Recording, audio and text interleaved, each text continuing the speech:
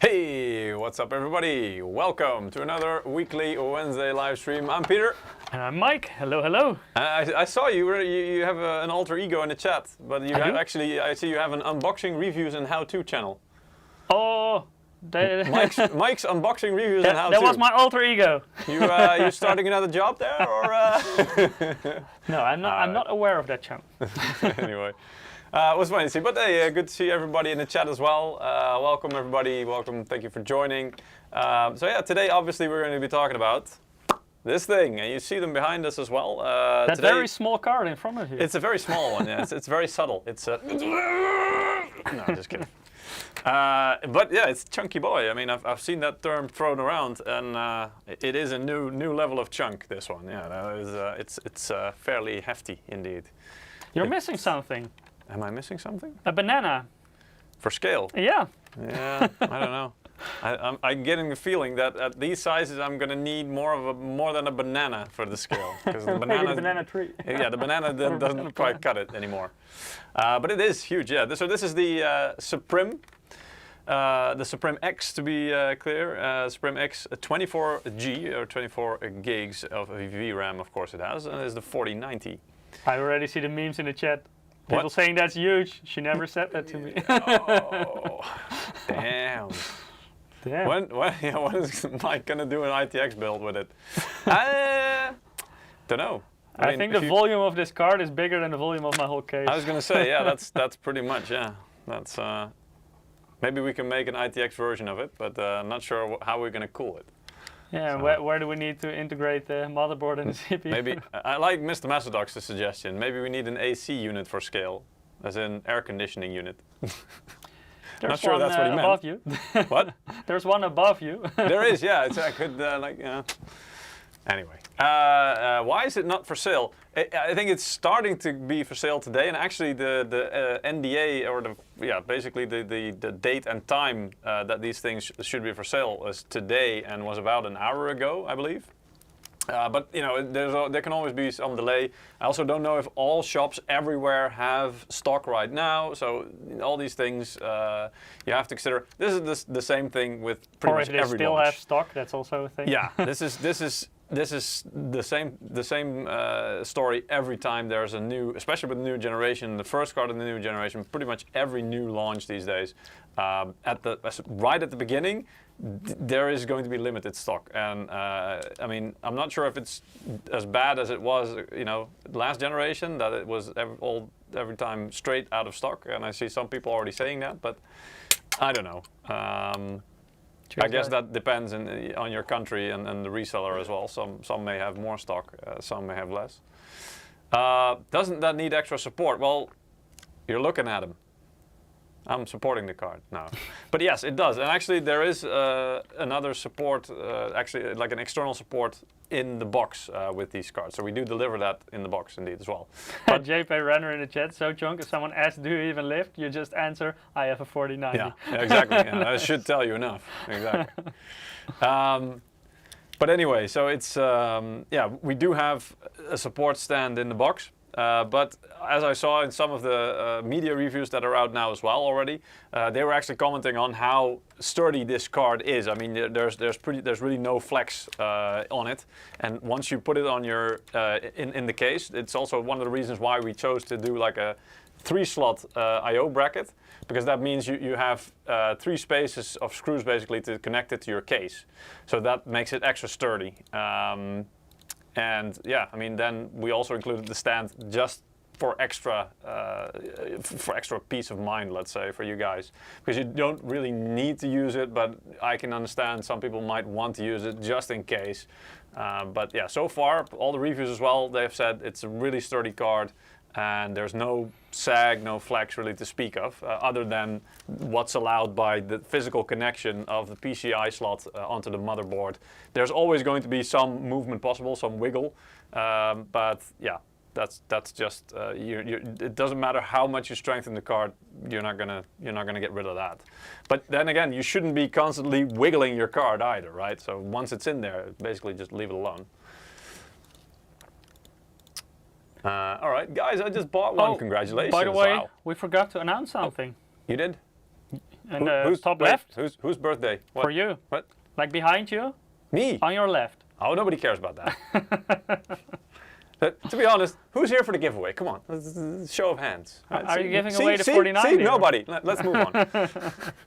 let's not wait for the delay of the stream to kick in and have people actually say that they're here for the giveaway.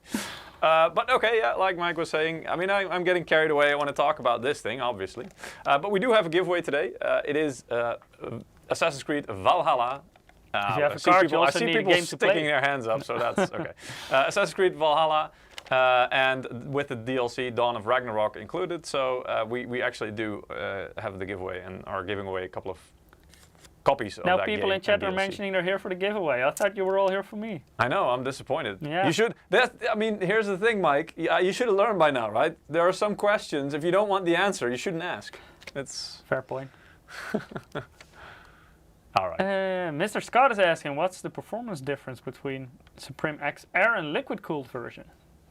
The performance difference, that's difficult. And honestly, from the reviews that I've seen, it even depends more on the actual chip than it does the cooling.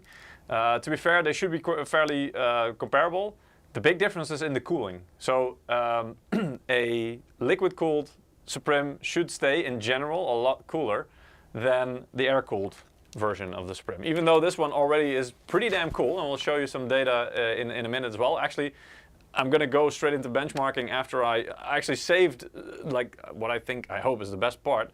There's some plastic tear off here. I actually got this from some of my Taiwanese colleagues that were in Europe traveling, and they dropped this off at my desk just before they took a plane home. So again, if you're watching, thank you very much for that. That's a very nice souvenir. Exactly, yeah. I'm gonna have to. They did say I'm gonna have to send it back though, so it's gonna be I'm gonna enjoy it while I have it. But yeah, I left most of the plastic on there just so I could do like the tear off for you guys live on stream. All right, let's get into that Hi, first. Buck says I'm here for jam, but you are a kid too, I guess. Wow. Let's see if I can go. And Dronic says how many FPS? All of them. In Valorant at 1080p max. This is not exactly the card for honestly, 1080p. Exactly. Well, not just that, but then it really becomes a question of how powerful is your CPU, because at pretty much from the reviews that I've seen and the testing that we've done, 1080p data is completely irrelevant. And especially in esports games like Valorant. Yeah, you're going to run into CPU bottlenecks very hard. And so then you probably have the same amount of FPS as on a, I don't know, 3060, 3070 even. Because it really depends on your 1080p, you're going to run into the CPU bottleneck way before you run into the graphics card bottleneck. So you're asking the wrong question. That's what I'm saying. Yeah, can we switch to the web? Oh, we're green. Whoa. Chill. Oh wait, I might be. Wait. I might be connected to the wrong. I am to the wrong network. 1 second. Quick switch. Yeah. I am working on it. Is it doing something? I hope it should be doing something. I did quickly see something, but it's not moving. Yeah. Let me try it again. Let me just exit the application and then start it again. Good old webcams. Oh. Yes, there we are. All right. So, yeah, well, as I mentioned, so it is actually, I think I can, how can I show you guys this? Here, there's a sticker on the back. To show you guys, there you go. It's 4090 SUPRIM X 24 gigs. There you go. Oh. So, chunky boy. And this is actually the first time that I have a physical sample here as well, because if you remember last stream we actually had to ask people from our headquarters to do some filming so that we could actually show you, instead of showing renders, but we could actually show you how it looks in real life. I'm not sure if this is on the cards when you receive them, so this might just be because we get like the card. I didn't even get packaging, by the way. They just put it in an anti-static plastic bag and said, here you go.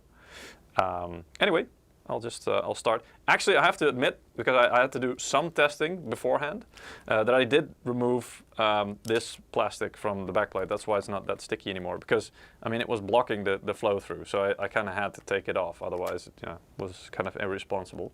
So you cheated a little bit on the peeling now. Well, yeah, I got that peeling feeling. All right, let's start with this.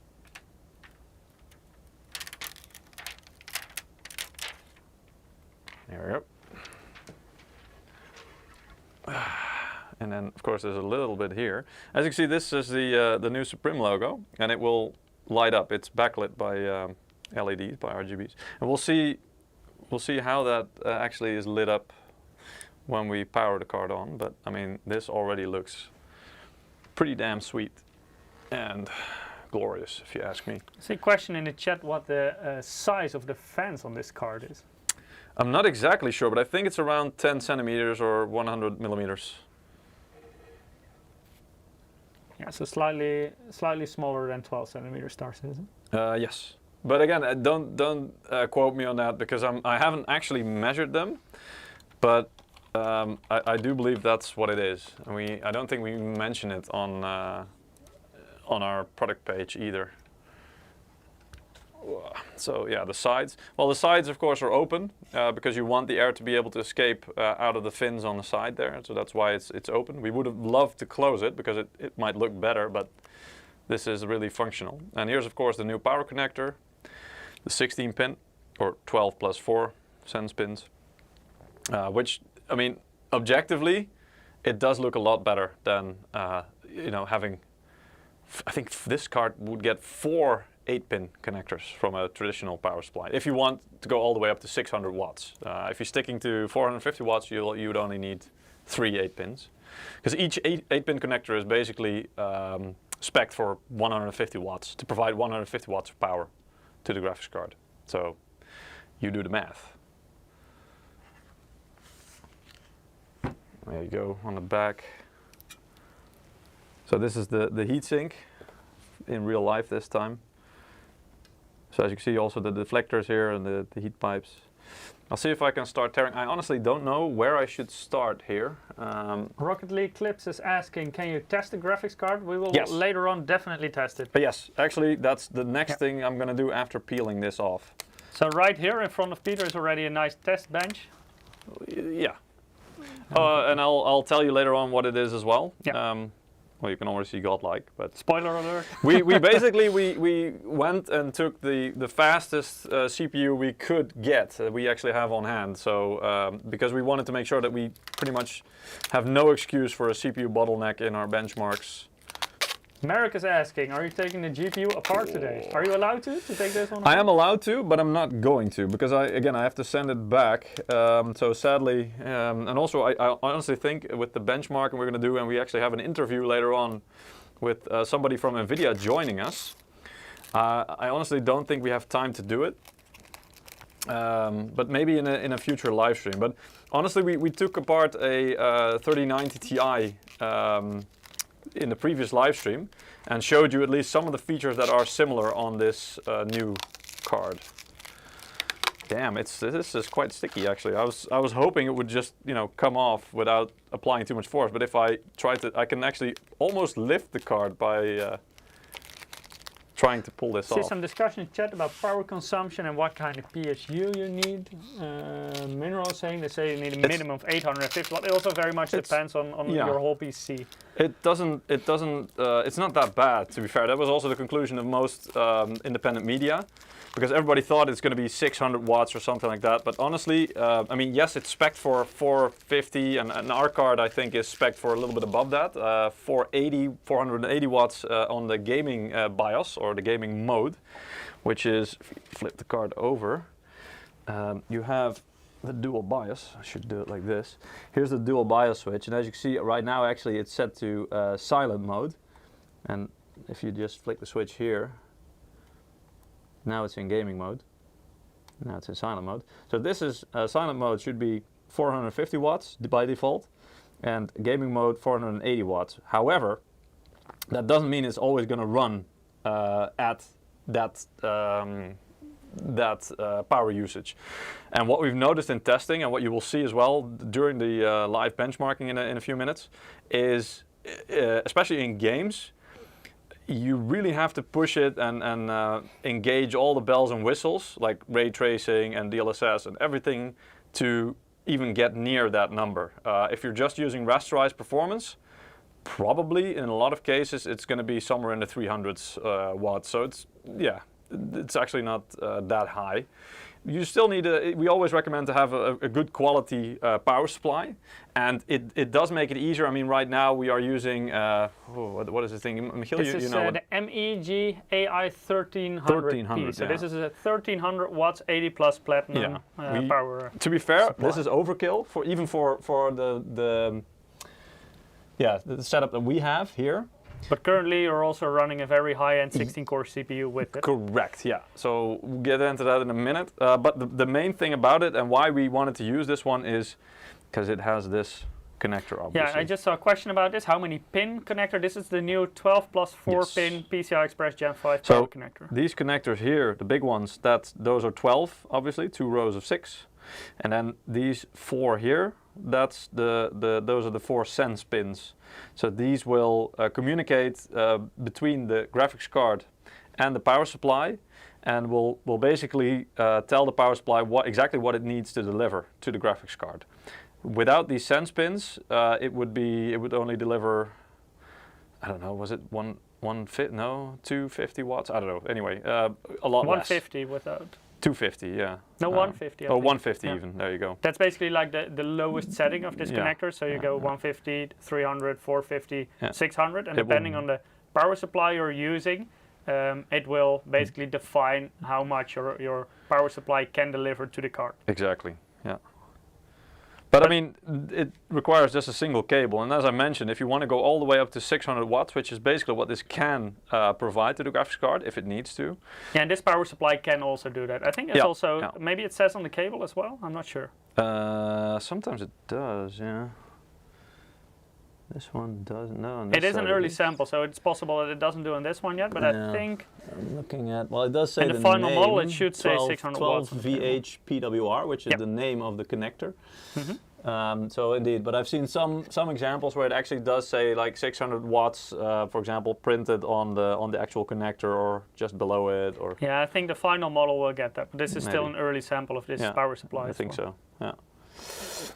All right, so let's put it on, shall we? Sounds good. All right. And then once I've put it on, I am probably gonna switch back to my phone cam again, because Alexei is asking about the power supply. What's the name? That's a MEG AI 1300P, and how many watts is it? It's 1300 watts. So 1.3 kilowatts.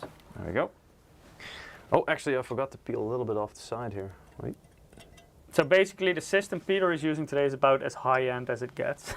Yeah. Like from every aspect. Yes, yeah. It's pretty much, we took the most high-end components we could get from every angle, because again, we wanted to make sure that the graphics card really is not limited by anything other than itself, as far as possible, let's say. Because as you'll see, even with this setup, at some points you can run into CPU or other bottlenecks. Right? That's pretty much it. Of course, I need to connect the display connectors here. So 3 display ports and 1 HDMI. Here we go. That's nice. And then, of course, I need to HDMI is a bit like USB, you know? You turn it twice and then it fits. No, actually, I had it the right way around. Actually, it's way easier. It's not like USB at all, HDMI. No, but that's usually, if you have it the right way around, then you turn it twice and it fits. Yeah, well, yeah. But although HDMI, to be fair, I can't remember ever doing that wrong, because it's really easy to align it the right way. It's. I usually, when you're like reaching behind your case or something, and then you. But well, the problem is now solved with USB Type-C. That's easy. So let's talk a little bit about the CPU that we have in here. It's what is it? Ryzen 9, is it? Yeah, Ryzen 9 7950X. So that is basically the highest end one. I'm not sure if it's the highest one in the lineup period? Yes. It is. It is. But it's the- also the the highest 16 end core. one we happened to have here at our location. We borrowed this from FAE. I think, did you have a live stream with this, was it last week or? We didn't borrow this from FAE. FAE usually borrows it Oh, from sorry, me. it was our, oh, actually, okay. Well, it was there, so they were using it for benchmarking, obviously. Yeah. But yeah. Okay, so then maybe, let's switch to this cam again. Because honestly, this is something you want to see in the best possible resolution. Can you? Does it work? Here we go. Okay, here we go. So this is our new MEG X670E godlike motherboard. So also the highest end AM5 motherboard in our lineup.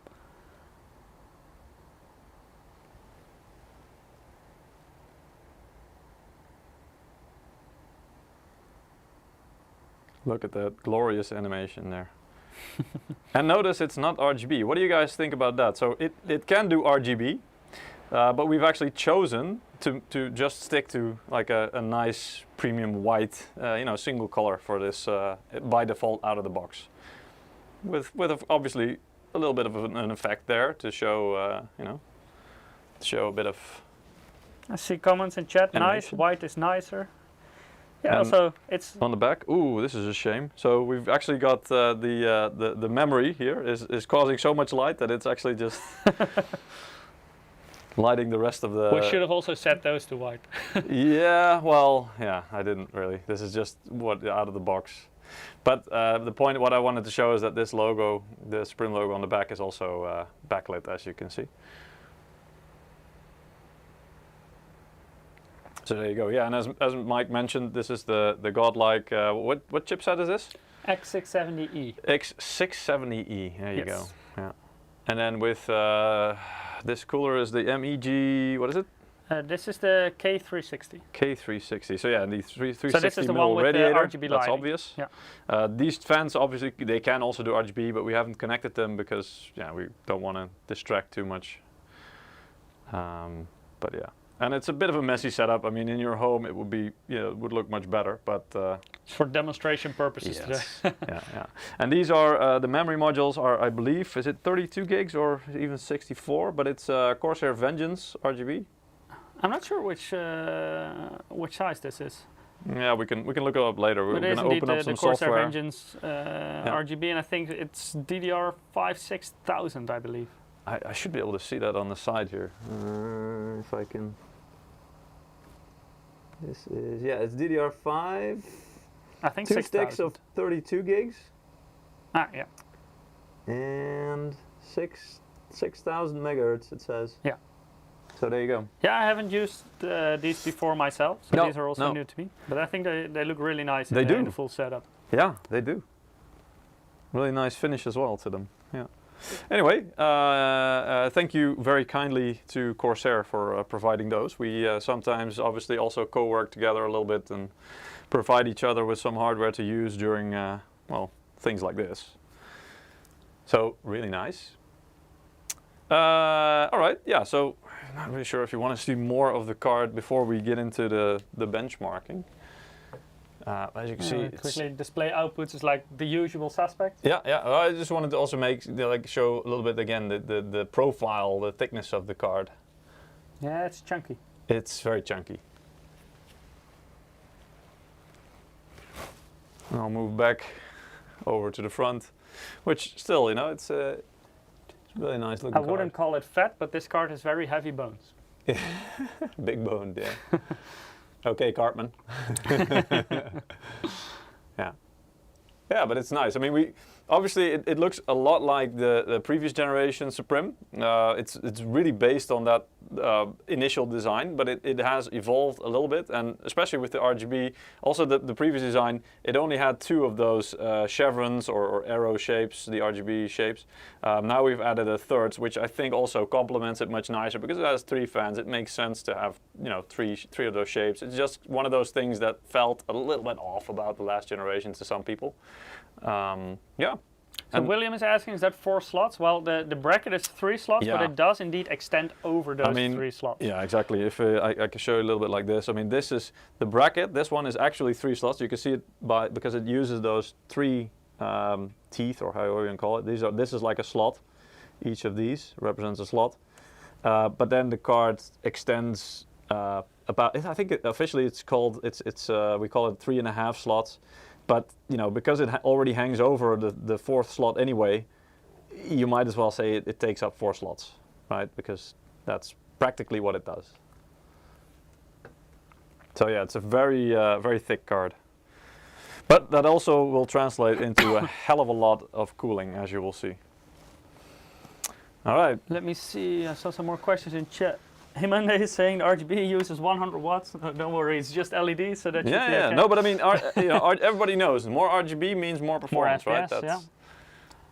Alex is saying 12700K with 4090, a good pair. Depends a bit on what you want to do. Like the higher settings and the higher resolution you play, the less important it is what kind of CPU you use, basically. So even if you're going to do like 4K Ultra with a lot of ray tracing, even an i5 would be fine. So definitely 12700K will be plenty for a 4090 in that situation. Can we switch back to the main?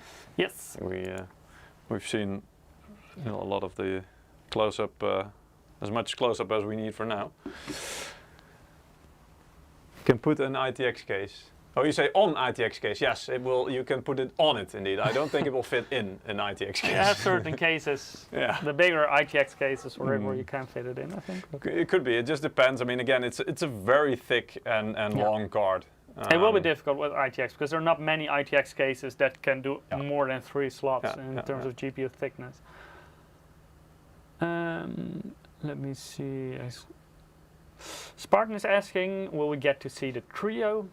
No, I don't have a sample of the Trio, unfortunately. So I only have one sample, and this is the only sample I have of the SUPRIM.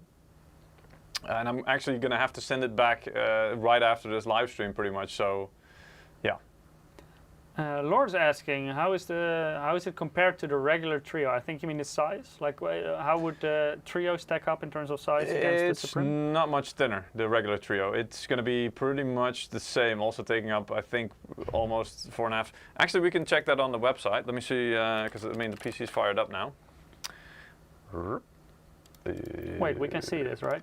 We should be able to, yeah. Oh wait, no, gaming series shouldn't have selected that.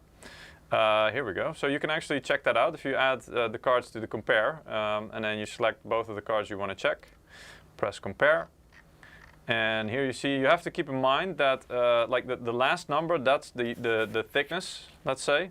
So you can see there's 1 millimeter difference, and also it's 2 millimeters. Wait, let me just check to be sure. Yeah, so the right one is the gaming. It's 2 millimeters less tall, let's say. So basically, that's this measurement. So it's just slightly slimmer, let's say. And in terms of the length, it's actually 1 millimeter longer. So the actual length of the card, like this.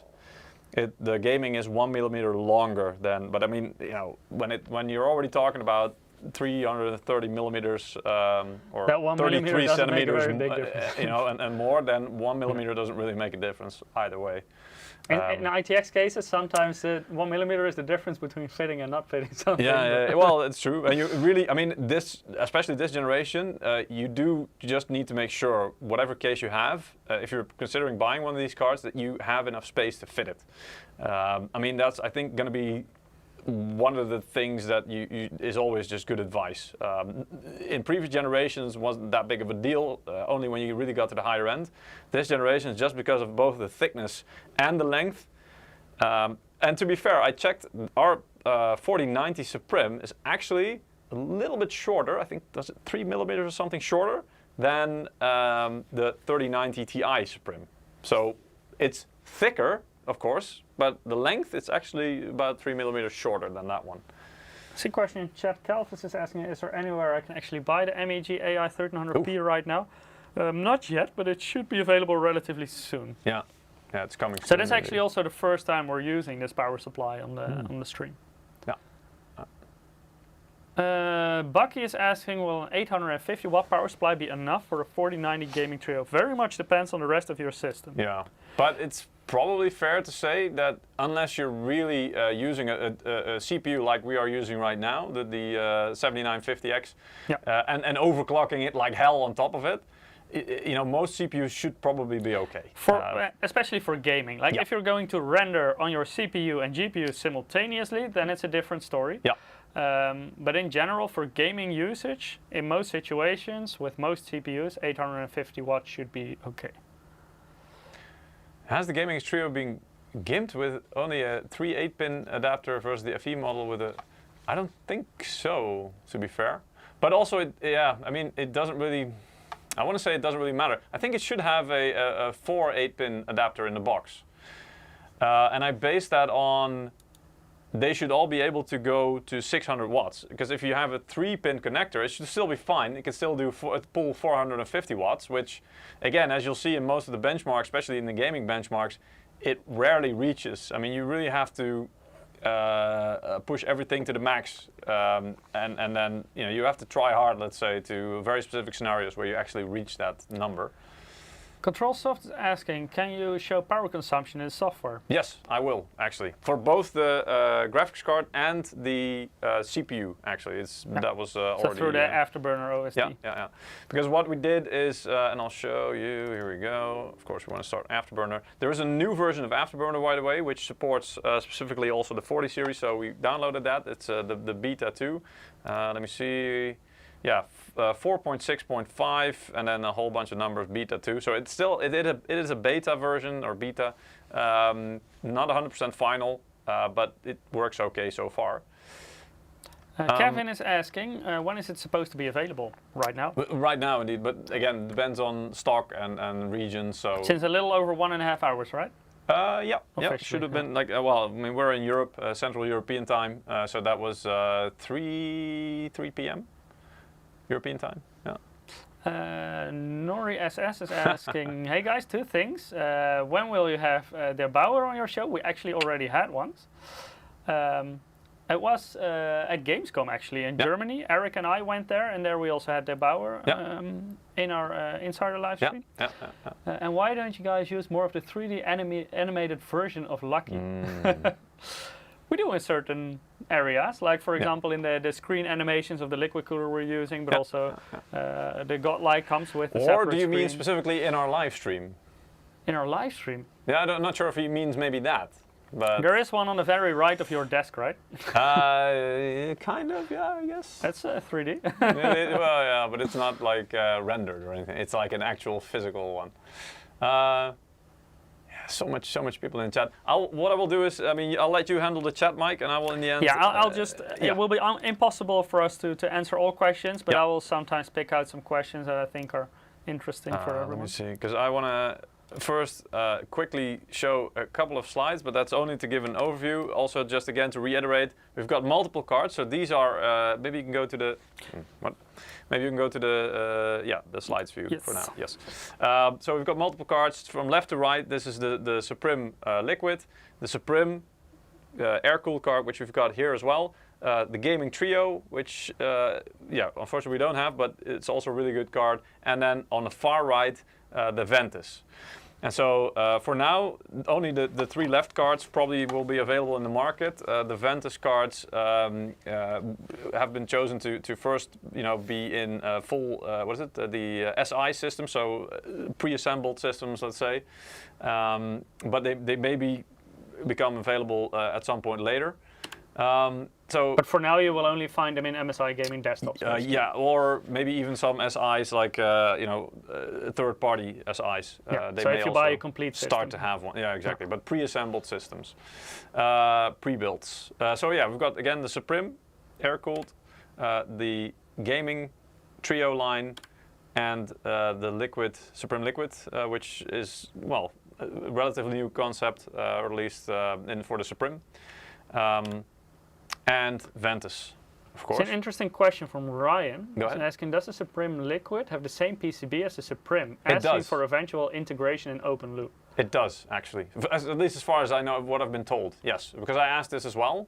And I specifically asked this because in previous generations, there was a somewhat strange decision made that they used what we call, reference PCB, which is basically like the baseline PCB. For example, you should be able to find on Ventus cards, right? So these are again, focusing on the essentials, but they're not really upgraded in any way. So they're fine, and they will do just fine, but they won't be able to handle much more power.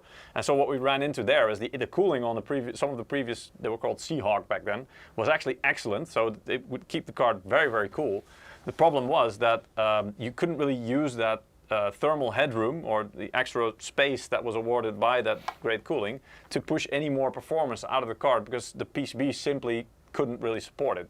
But with the SUPRIM Liquid, that shouldn't really be an issue, because again, it uses the exact same, or should be using the exact same PCB as the SUPRIM card, which is very much an upgraded PCB with more power supplies, more power stages, and higher quality power stages on top of that. So yeah, it should be able to be pushed a bit higher than that. SUPRIM Liquid, how many slots? It's just over 2 slots wide, but you need to remember that it also has the 240 millimeter radiator sticking out of it, of course. So it's kind of like an all-in-one liquid cooler that you put on your CPU in that regard. So you have to take into account that you don't only fit the GPU itself, but you also have space for the radiator, of course. So the add-in card itself is quite a lot smaller actually than the SUPRIM card we're using now, but you do indeed need to fit the additional 240 millimeter radiator. Maybe I can show you that, because I can, we were just on the website, and actually I can add that in. And I do believe they mentioned those separately. Why is this taking so long? There we go. NVIDIA and then 4090, yep.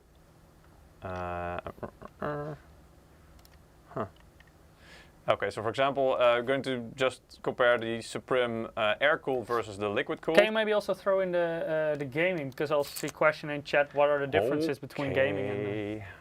Fair enough. There we go. So the liquid-cooled is in the middle, just to clarify that. So if we look at the measurements... Can I make this a bit bigger as well? Probably, yeah.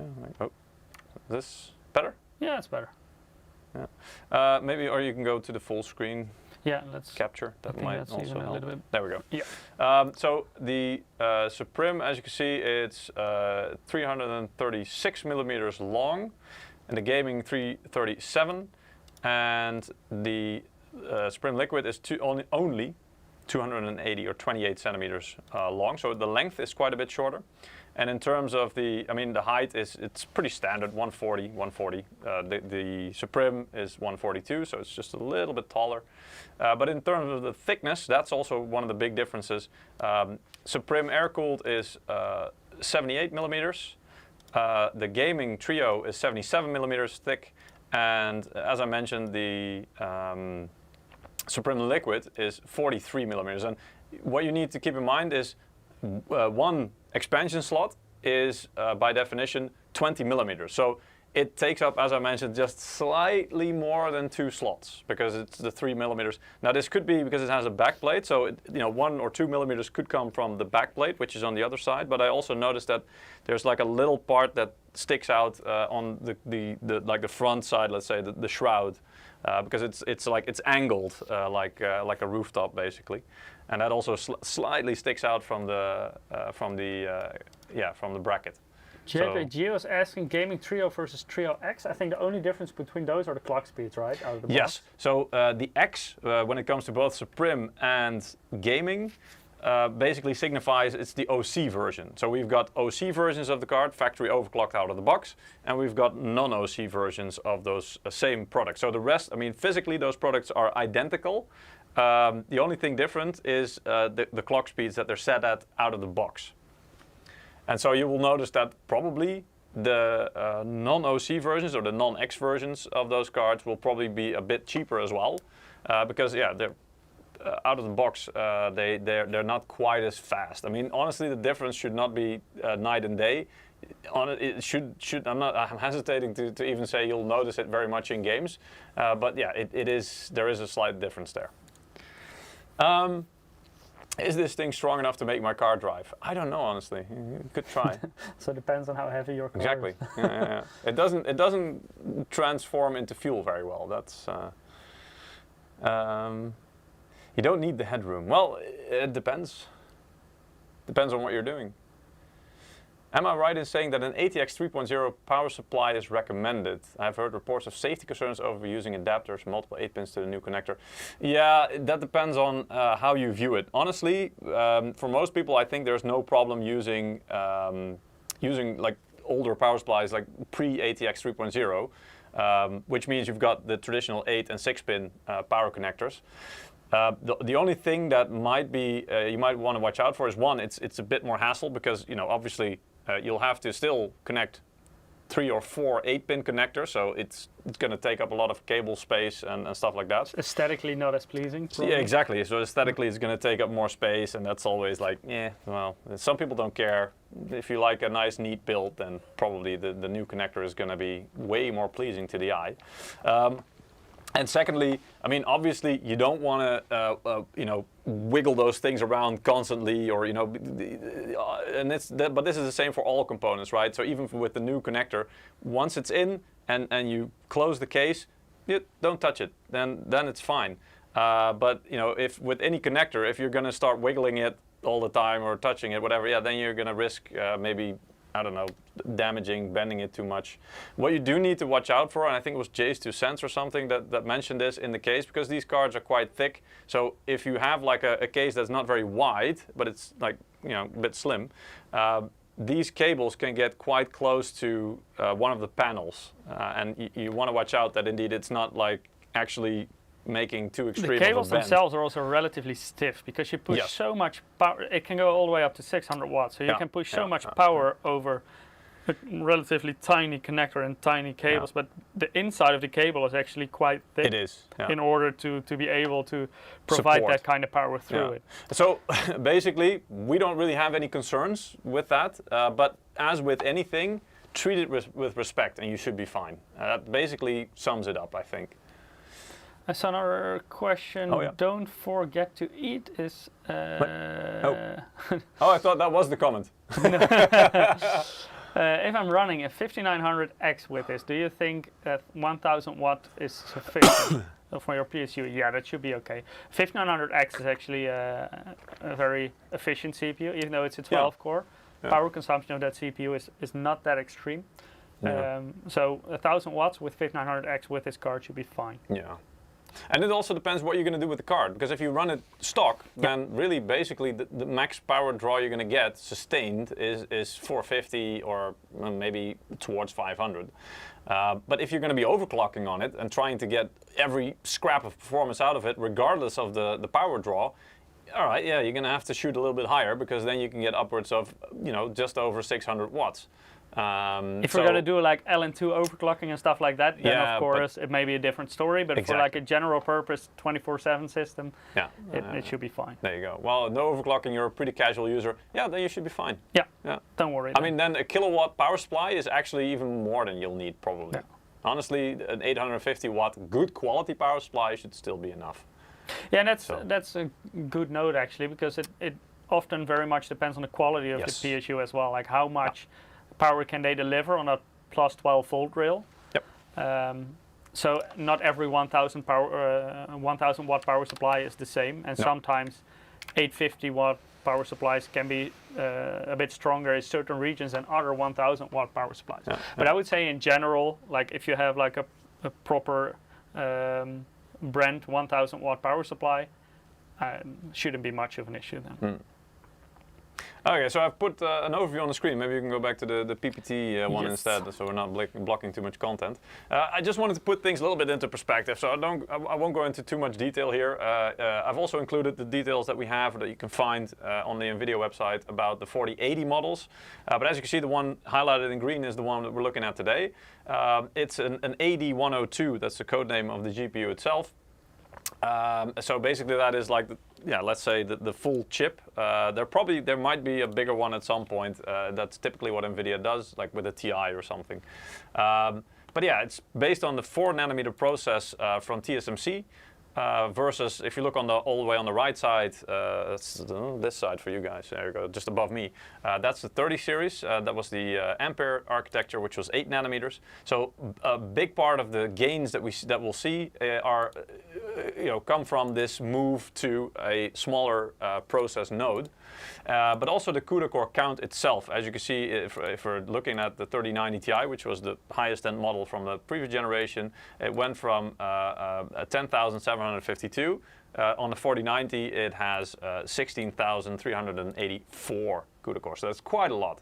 The VRAM actually is pretty much the same. I'm not 100% sure. I thought there was also a small difference in the speed it runs at, but I'm not 100% sure here because I didn't include that data. But it is 24 gigs of GDDR6X. Compared to the 3090 Ti, you mean?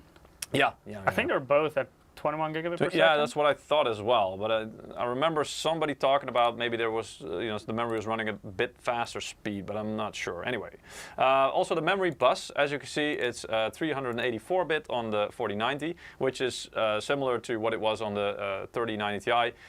Not really relevant, except for when you really start to run the limits. But as you can see on the 4080 models, NVIDIA actually decided to reduce that memory bus a bit. And the fact that they do that should be an indication also that, again, they shouldn't really run into any limits despite that smaller memory bus. Peter. Yeah. Do you know what time it is? Time that we almost finished the slide and then announce the winners. Because then we can move on, So yeah, the 4090, the TDP, and this is the NVIDIA reference TDP is 450 watts for the 4090. Again, it's kind of similar to what they say on the 3090 Ti, which was also marketed as 450 watts. So yeah, you can kind of, in terms of the power draw, you should be able to compare those two a little bit. Secretly already drawing a winner. So that's interesting, yeah. Okay, let's just switch to the main view then, and we'll get the winners out of the way. Indeed. Okay, so we have 2 winners for the giveaway. If you haven't participated yet, we are giving away game codes for Assassin's Creed Valhalla with the Dawn of Ragnarok DLC attached with it, so you'll get 2 codes. You can participate by following the Gleam link, which is shared on both our YouTube and Twitch. If you're watching on Facebook or on Twitter or another platform, you could consider joining us on either YouTube or Twitch. There, every 5 minutes, I think the bot will share the link. It's a Gleam link. There you can perform a few actions. The more actions you perform, the more points you get, so the bigger your chance of winning.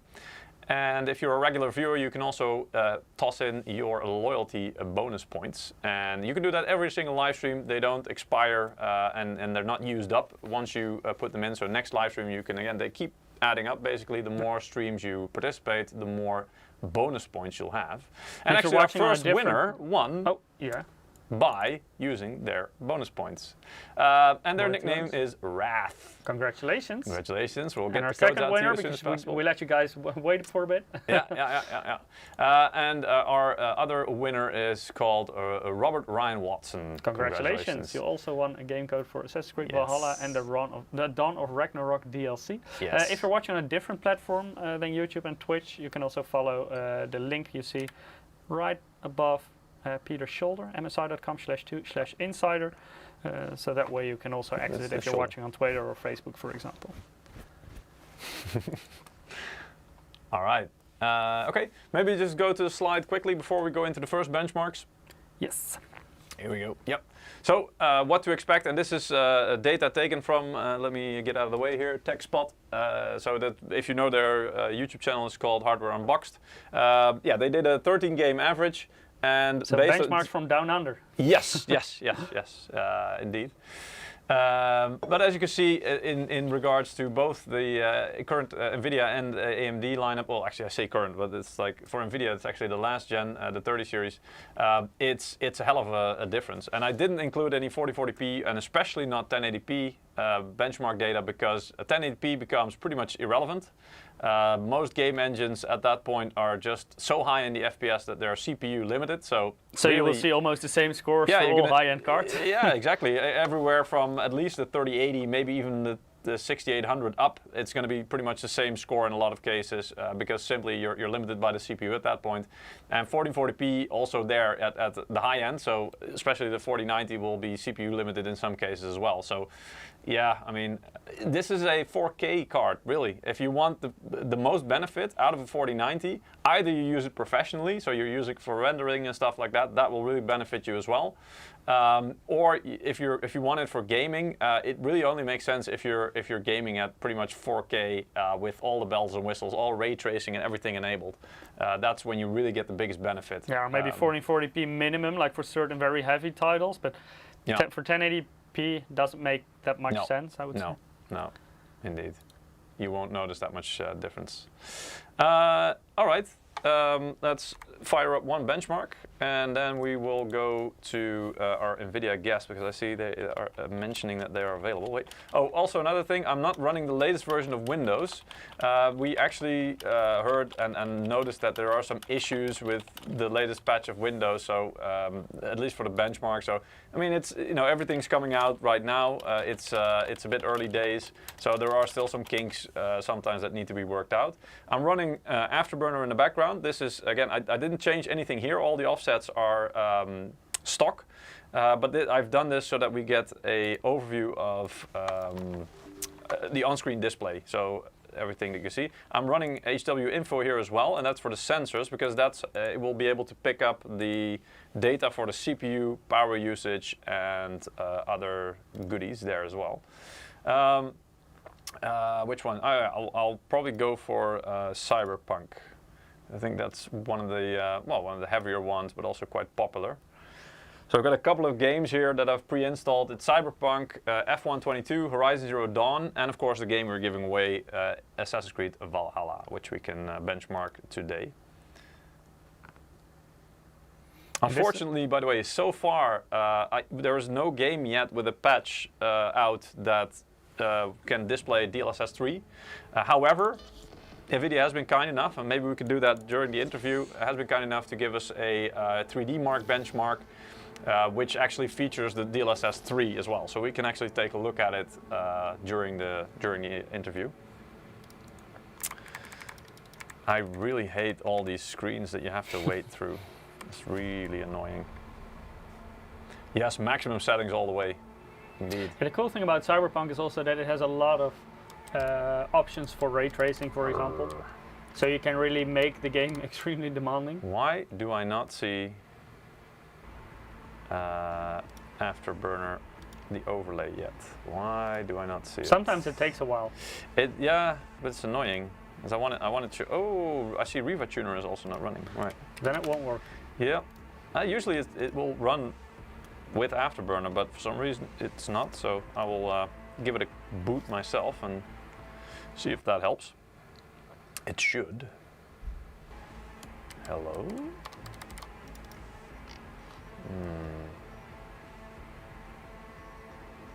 And I'll just go into settings, because honestly I didn't play anything here. We just put it here for benchmarks. Oh, here we go. So it's on the left side. Maybe I could put it on the right. Give me a second. Oh, this animation in Windows 11 also is just slowing things down. Here we go. Put it on that side, and that should help.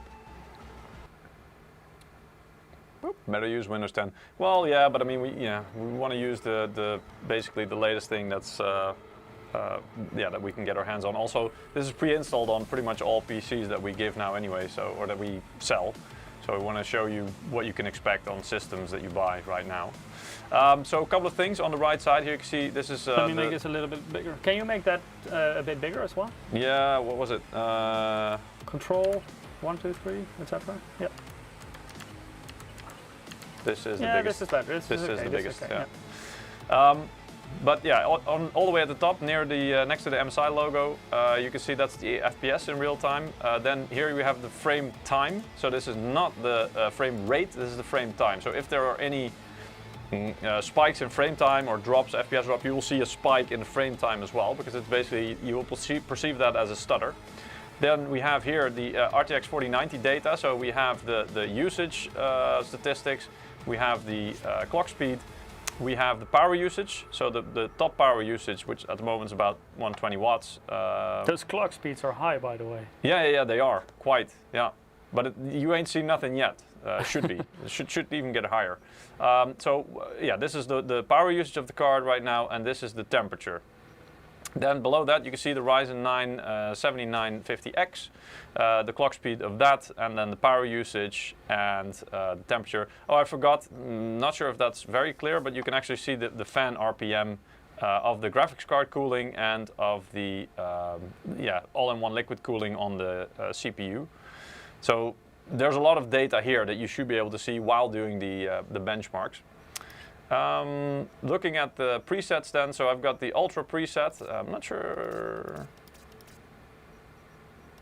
Should I just go for ray tracing? Yeah, I'll go for ray tracing. Why not? Ray tracing Ultra. And then I will actually disable DLSS first. Why is the texture quality on high? Isn't there an Ultra option? I'm sorry? Texture quality? Can it go higher? No. Okay. Yeah, high is the one. But this is custom, so everything else should be on the highest setting. Motion blur is too high. Well, I mean, I can turn it off because I hate it. But to be fair, you know what?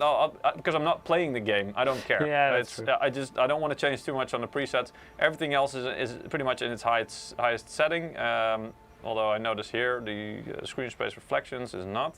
It is on Ultra. Psycho setting above Ultra. Yeah. I'm not sure if anyway, but ray tracing, everything is on, and the ray trace lighting is on Ultra. So basically, it's just the Ultra preset without DLSS. Normally, it's on auto, and then we will. I think with the previous generation, like the top end cards were like in the 20 FPS somewhere. I think. Yeah. For this. Yeah. Oh, chat is not a fan of motion blur. Can imagine Rustbox. All right, so let's see how it goes. So we start the benchmark right now. It may not look very high, like no, slightly but this over is 40 4K FPS, resolution. This is 4K resolution with all the options pretty much at the Ultra preset. So this is actually also quite with a lot ray tracing higher, on, no DLSS. So this is the pure rasterized performance with ray tracing included, so then it's not correct actually. But the pure horsepower of the card, no DLSS enabled at all. But I mean, yeah, the FPS is in the 40s, but as you can see, the frame time is actually very consistent. No real spikes there to speak of. Temperature of the card, 64 degrees, 63. It's pulling, as you can see now, it's pulling just a bit more than 400 watts, 425. So yeah, 430. Thanos says not impressed. I'm kind of surprised by that because, like, if you had like a 3090 Ti, so the previous generation. Well, the question is, what were you expecting, indeed, and what are you? Yeah, and that one was against? like, I think at like 25 FPS in the benchmark. Damn, not like even that. 60. No, but I mean, we haven't gotten to the magic 30. yet, right? Yeah. So that's the thing. This is without any DLSS. So this is basically as hard as you can make it for a graphics card. Yeah. So 4K resolution, as you can see here, with just basically everything set to the Ultra preset, including ray tracing, right? So the average was 43. Let's call it 44 because it's 70. Let's round off to the top. 44 FPS. And it actually had a spike to about 120, but that could be like an outlier. 44 FPS. Okay. I see a question from Ryan. What's the temperature of the room? It's set it is set to 22, I think, or 23 degrees. So 22 degrees Celsius. yeah. It says. And to be fair, if I put my hand over this, it is warm, right? It's quite, it's nice and toasty. Am I going back to the menu? Okay, cool. But as you can see, I mean, the temperature itself didn't really reach above, what was it, 64, 65? And granted, this is a very short benchmark, right? So it's, if you let it run over time, it's probably gonna, run up a little bit higher, but still. But the power usage was already at about 430, 420 watts, right? So now we're going to enable DLSS. I'm not going to put it on the auto setting because then it will maybe adapt halfway. What I want to do is I want to put it into quality mode, right? So this is still going to prioritize the best visual quality. The rest of the preset I've left exactly the same. So it should be, let's check. Everything is on, even motion blur, and everything is set to high or ultra, whatever is the highest setting available, and ray tracing also still on, and ray trace lighting on ultra. Now let's run the benchmark again. And this is DLSS 2, right? So this is not DLSS 3, just to be clear here. Because the patch for DLSS 3 is not out yet.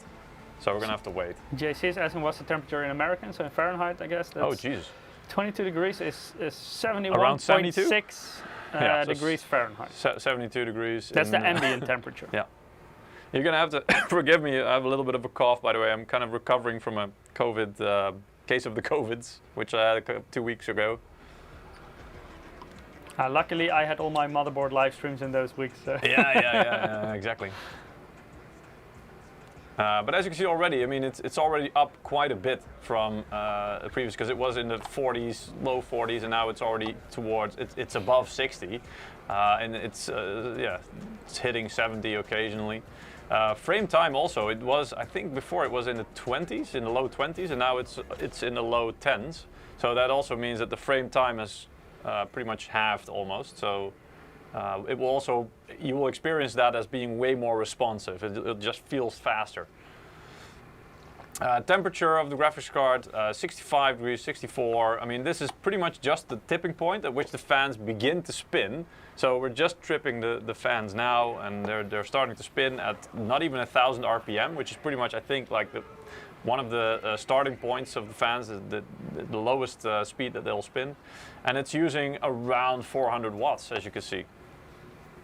So actually, curiously, while using DLSS, it seems that it's using just a bit less power than without using DLSS. AJ is asking about the difference between X and non-X. X is factory overclocked. Non-X is running the stock speeds basically out of the box. Yeah. Can DLSS and FSR be used in tandem? No, they are mutually exclusive. So you're going to have to choose one or the other. So we went from, what was it, 44? Yeah, to I think so. 75 FPS on average, which is impressive. And the minimum was just below 60. That was like the absolute minimum dip of frame rate. So yeah, I mean, I would call this very impressive. This is, I'm not good at math, but I mean, it's a big increase of frame rate. And this is, again, this is DLSS 2. This is not DLSS 3. So very impressive stuff.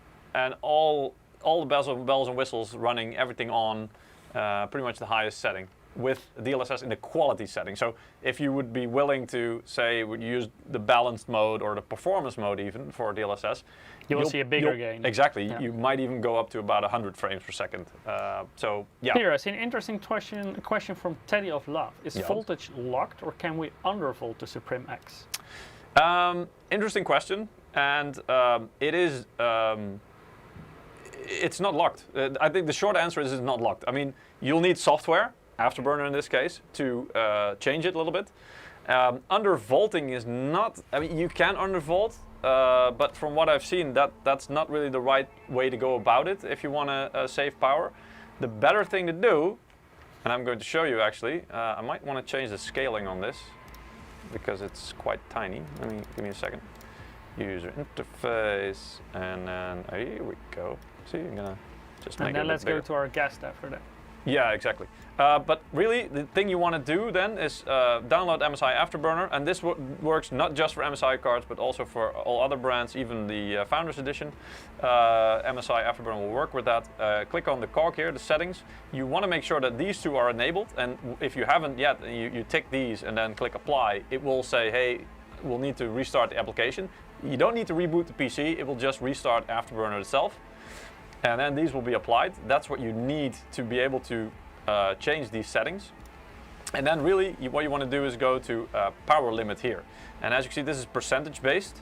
So this is, at the moment, of course, the stock setting is 100% of the power limit, which I think in this case, I actually put it on the silent mode BIOS. So that's 450 watts. I could switch it to gaming BIOS, then it would be 480 watts. But it's basically percentage based, and then you can basically just say, look, I want to downclock it to as low as, well, 2. I'm not sure if this will actually apply, because that's quite low, and that will really impact your performance. But you can pretty much set it to whatever you want and do some testing. You can also put it to 115% of the power limit target, so that will push it above 500 watts a little bit, I think. But again, just by setting this, doesn't mean that the card will instantly start using that power. It just basically says, look, this is your ceiling. This is like the max amount of power I want you to use.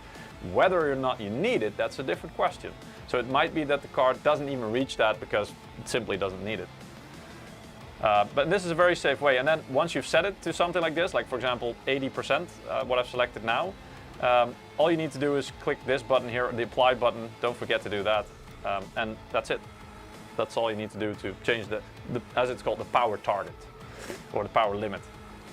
And there are more things you can influence, of course. So you can do core clock and memory clocks. That's literally overclocking, but that takes a little bit more experience and time, I guess, to really get the most out of that. Yeah, I think it's a nice time to maybe go to our guest. Yes. So we've got a guest from NVIDIA. If you've been watching our streams for a long time, for years, you might know him. Because he has been on our show before, and traditionally it feels like Christmas or something. And if this was Christmas with a new launch of a new generation, that would make this guy our personal Santa. Because yeah, he always joins us with the information we need. He is well. I'll let him do the introduction of what he actually does at NVIDIA. But I want to welcome Lars. Hey, I disappeared. Oh, Mike, you disappeared. Let me quickly fix that. Oh. Look, there I am. Oh. Hello, Lars. Welcome to the live stream once again. Yeah, it's like every about 2 years or something, right? We're honored to welcome you on the live stream. Thank you very much for joining. No, not Jensen Chas. Don't worry. Lars didn't bring his leather jacket. It's fine. He's a bit more casual, I'd say. Yeah. There you go. Yeah. Okay. So yeah, welcome to the live stream. Lars, maybe you can tell the viewers what it is that you do at NVIDIA.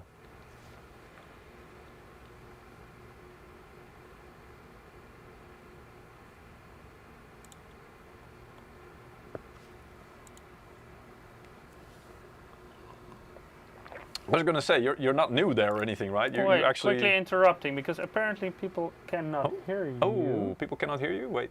Ooh. Yeah, wait 1 second. We're trying to fix that. Hey Lars, keep on talking, then I'll try to adjust it. I do see. Yeah, it's weird. Yeah, I do see the meter, like the sound meter, responding to your voice in the streaming software. So.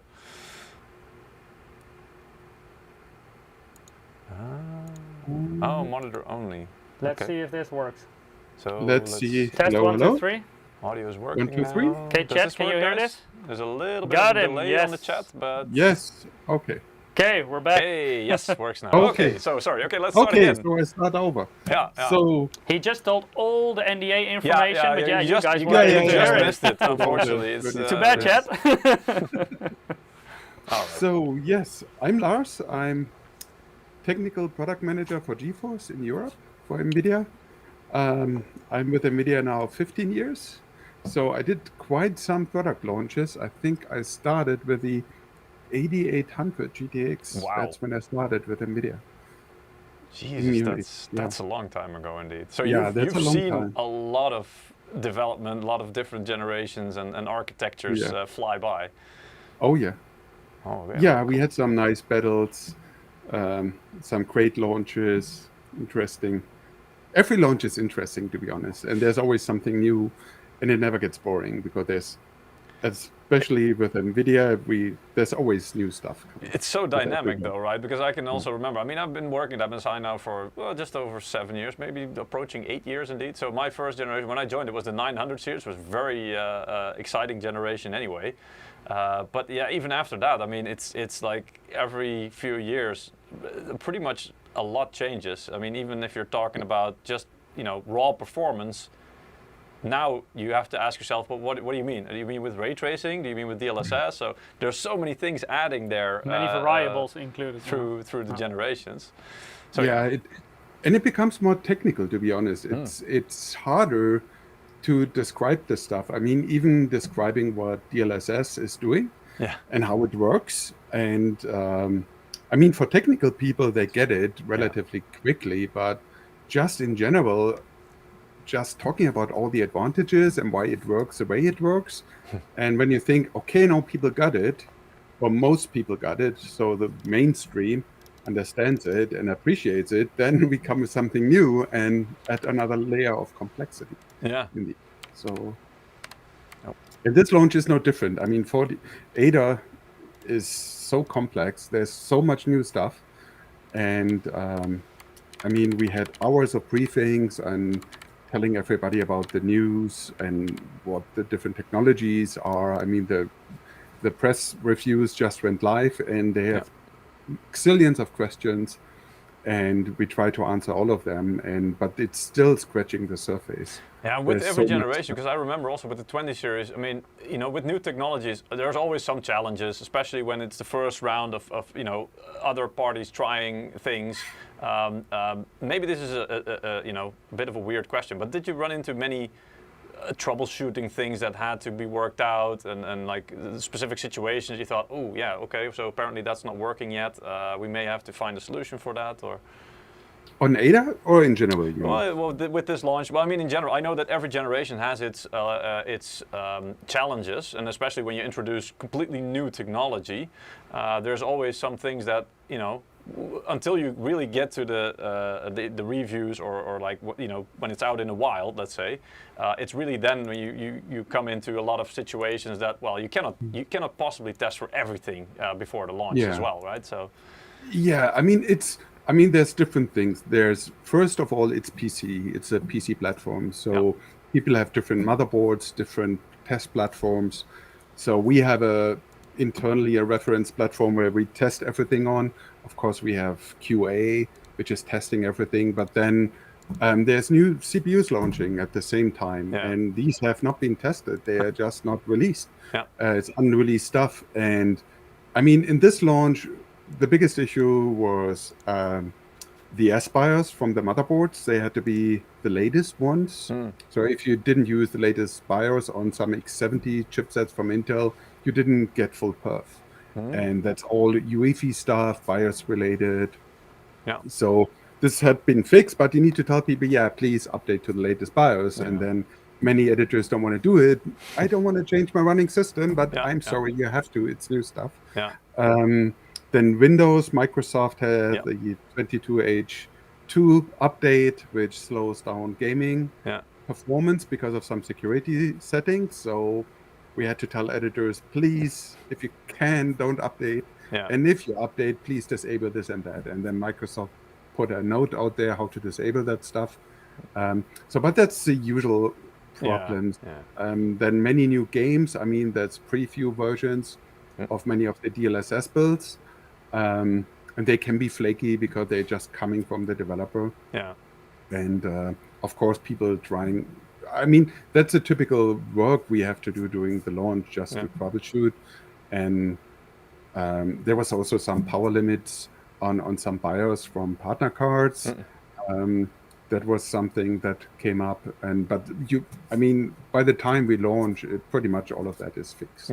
Yeah, exactly. Because I mean, the time in between that reviewers got the cards and like today that the reviews come out, there's a couple of like 2 weeks in between or something usually. So there is actually a little bit of time that's in between that you really, well, you probably at that time get flooded because you know you also do some technical support. You're one of the people who do technical support during these launches as well, and make sure that everything, you know, is worked out. So I can imagine that was a really busy period for you. Yeah, I mean, this time we had a bit more time, so we gave everybody a bit more than 2 weeks. So usually, sometimes with some launches, it can go down to 5 days or 6 days, which is super stressful for everyone. So we try to avoid that. Not everybody else does, because it's sometimes in the benefit if you. Sorry to say, but if you don't give press time to look at stuff, they don't have time to look at stuff. Because the review needs to go live at the NDA launch, because otherwise they don't get the traffic from the articles, because everybody knows everything and no one reads it, and then the effort was for nothing. So we always try to give as much time as we can. Yeah. I mean, sometimes there's a driver bug, so you need a new driver that delays it one day. But this time we really gave a lot of time because we wanted people to take a look at all the new stuff, DLSS 3 stuff, understand how it works, test it out. And there's some challenges with this new technology on how to test it, how to capture video. Yeah. You need to capture 4K, 120 FPS. How do you do that? Yeah. There's no capture cards out there who can capture at this rate. And you can do OBS, but there's some caveats with it because you run it on the capture on the CPU that you benchmark at the same time. So there's going to be an impact. Yeah, it has an impact. There will be some dropped frames. So it's I mean, the card is so fast. We need some new solution. It so creates issues like luxury issues, right? It's like well, there wasn't anything this fast before. There's lots of luxury issues with this card, like oh, you undervolted or you underclocked it, and you're still getting amazing performance. Yes, because it's so fast. Yeah, well, I mean, we were talking about that before as well, and we actually somebody in the chat asked a little bit before you joined as well that they were also asking, can you undervolt it or is it locked? And I already explained. Yeah, you can actually do it. It's quite easy. But as you mentioned, indeed, there's the performance difference versus the 30 series is so large that even that people are focusing on that part and saying, well, I'm quite willing to sacrifice some performance, for example, to or at least to investigate it, to reduce some of the power usage or something like that. We haven't really heard that in previous generations. The previous generations was always about how much more can I get out of it? How much more power can I actually pump into this thing and get some more performance? So, I mean, the whole reason that, when people are actually talking about it that way, it also speaks volumes by itself that apparently the performance gains are already that impressive that they're not really focusing on getting even more out of it. Yeah. And also, of course, with the current situation and electricity prices, I think people are maybe more looking to optimize their system a little bit further. We also see it with CPUs, for example. Yeah. Once every now and then I will toss in a question from the chat, Lars. I see an interesting question from Zizatar on Twitch. It's asking, what CPU platform does NVIDIA test with themselves? Do they test on both the newest Intel and AMD systems? Yeah, pretty much. So, I mean, we need to decide in our team. So we have a tech marketing team in Europe, in the US, and many people doing testing on different, so when there's doing all these reviewers guides and other testing, spot checking stuff when a new build comes in. And so what we did, we agreed to one platform, which was pretty much an i9-12900K. So everybody had the same system, same amount of memory, so we can share results and not everybody's getting a different results. And then we have on top spot check systems that include the latest Ryzen systems as well and AMD chipsets and stuff. But that goes more into QA. But of course, we want to check, okay, what's the difference? Sometimes you have a difference on the CPU perf, on the number, of course. And but in general, we try to have one platform. And since we spread it all over Europe, we need a lot of systems. So you don't want to double or triple all of them. That would just be a waste of money. So for comparison's sake, you get like one general system to run the test and compare data, but also, of course, for compatibility's sake, you also test on different platforms. Yeah, we have a huge QA lab. So so our job is more on getting the tech ready and trying this stuff. But we have a huge QA lab that is doing all the compatibility testing with all chipsets, with different BIOS versions. So that's an entity on its own at NVIDIA. So QA is a big important part. But we, like I said, we have some other systems, like when a reviewer comes up and say, okay, I'm using, I don't know, this AMD platform, I have this issue, then we have someone who's able to look at it. They try to replicate the issue. Yeah, that's always the first thing we try to do, because it's, you never know, it's a user error, it's a Windows error, they don't follow the guide sometimes. So an example, there's stuff like Cyberpunk, the build that we provided to press, which is out of the development build from the developer, and it's based on 1.6, but you put a beta code into Steam. I'm not sure if people know how that works. In Steam, you go to properties, you have beta, then there's a key, then you can enter a beta key, and that gives you access to a different branch of the game, which then downloads. But in case of Cyberpunk, you still had to go into the local folder and run the executable manually to have DLSS 3 enabled. That was just a bug, but it works. But if you don't do that, if you just started from Steam, it wasn't working. So you just had to make sure that, okay, please have a look there. It describes on what you need to do. And that's, of course, when the final game comes, it will be all fine. But in the early stages, you get like 10 times the same question in your mailbox. Sometimes, but it's pretty individual, to be honest. So like I said, it never gets boring. And in the end, I mean, everybody tries to get stuff to work and wants to understand how it works. And I'm here for a long time, and so I know a lot of the press guys, the editors. They know me for a long time. Yeah. And I was an editor back 25 years ago. So I know how that all feels. You understand them indeed. And to be fair, I think most of them, especially the bigger channels, they've been around for a long time. They know what they're doing most of the time. So, but still, I mean, like you mentioned, sometimes there's very specific things that unfortunately, not everything is working as it was supposed to. So sometimes you have to do workarounds, and it's just something that comes with the territory, I guess. Okay, so a little bit of question. So DLSS 3 is one of the big talking points, obviously. I think most people have seen the presentation and how it works. Can you tell us maybe a little bit more about it? Like how long did it take to develop that? And also, I think you told me earlier as well, I think a lot of people still think that things like DLSS 2, whatever version is like 2.4 or whatever, and DLSS 3 is maybe mutually exclusive. But I think, as I understood it from you, it's really not, right? It can layer on top of each other. So yeah. Can you tell us a little bit more about that? Yeah, so the important difference, DLSS 2 is super resolution.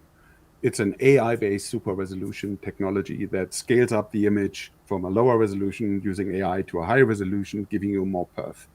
So DLSS 3 has 3 parts. So it's now a halo name. So DLSS 3 contains super resolution, if you like DLSS 2. It contains frame generation, and it contains NVIDIA Reflex, which is the latency reduction. So DLSS 3 are 3 things. And from an end user perspective with Ada, you can use all of them. You can use frame generation. With Ampere or Turing, you can use Reflex, or this was the finger, Reflex and super resolution. So super resolution, or if you like DLSS 2, is still a part of DLSS 3. So so it really became a name for a halo name for a different technology. And you can combine them. So you can use frame generation in combination with super resolution. Yeah, so it actually stacks on top of each other, indeed. Exactly. And this is how when we say it's 4 times faster with DLSS 3. So frame generation is 2 times faster. It doubles the frame rate.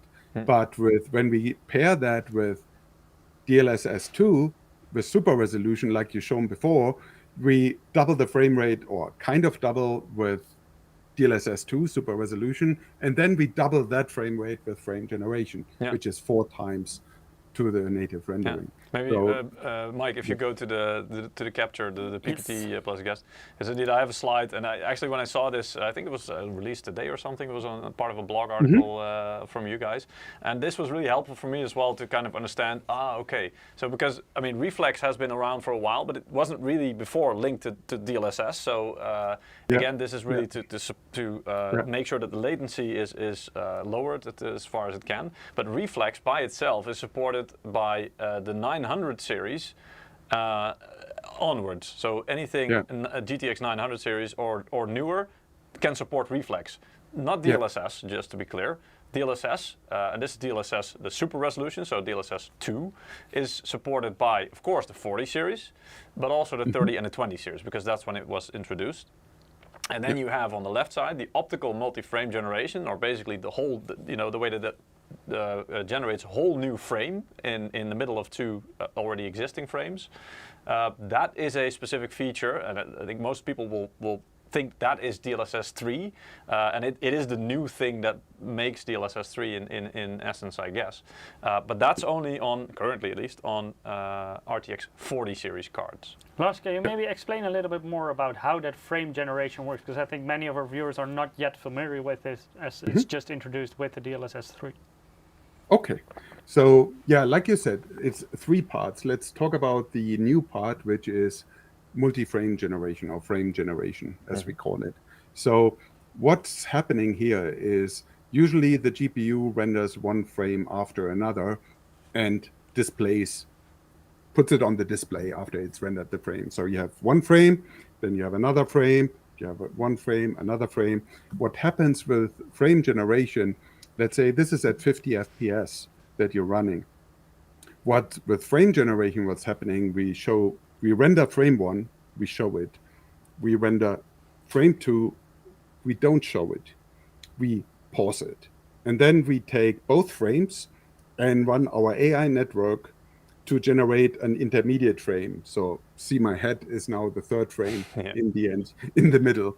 And we're using AI, we're using what is called the OFA, the optical flow accelerator, and we're using the motion vectors from the game to just see what changed from this frame to this frame. So if there was something moving, a guy moving, or you're driving a car, then you need to see what changed from frame to frame.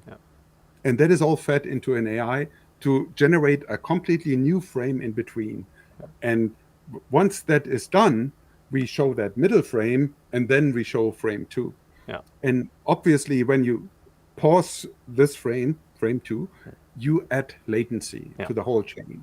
And this is where reflex comes in. So we have the beauty of having the reflex technology that reduces latency in a game.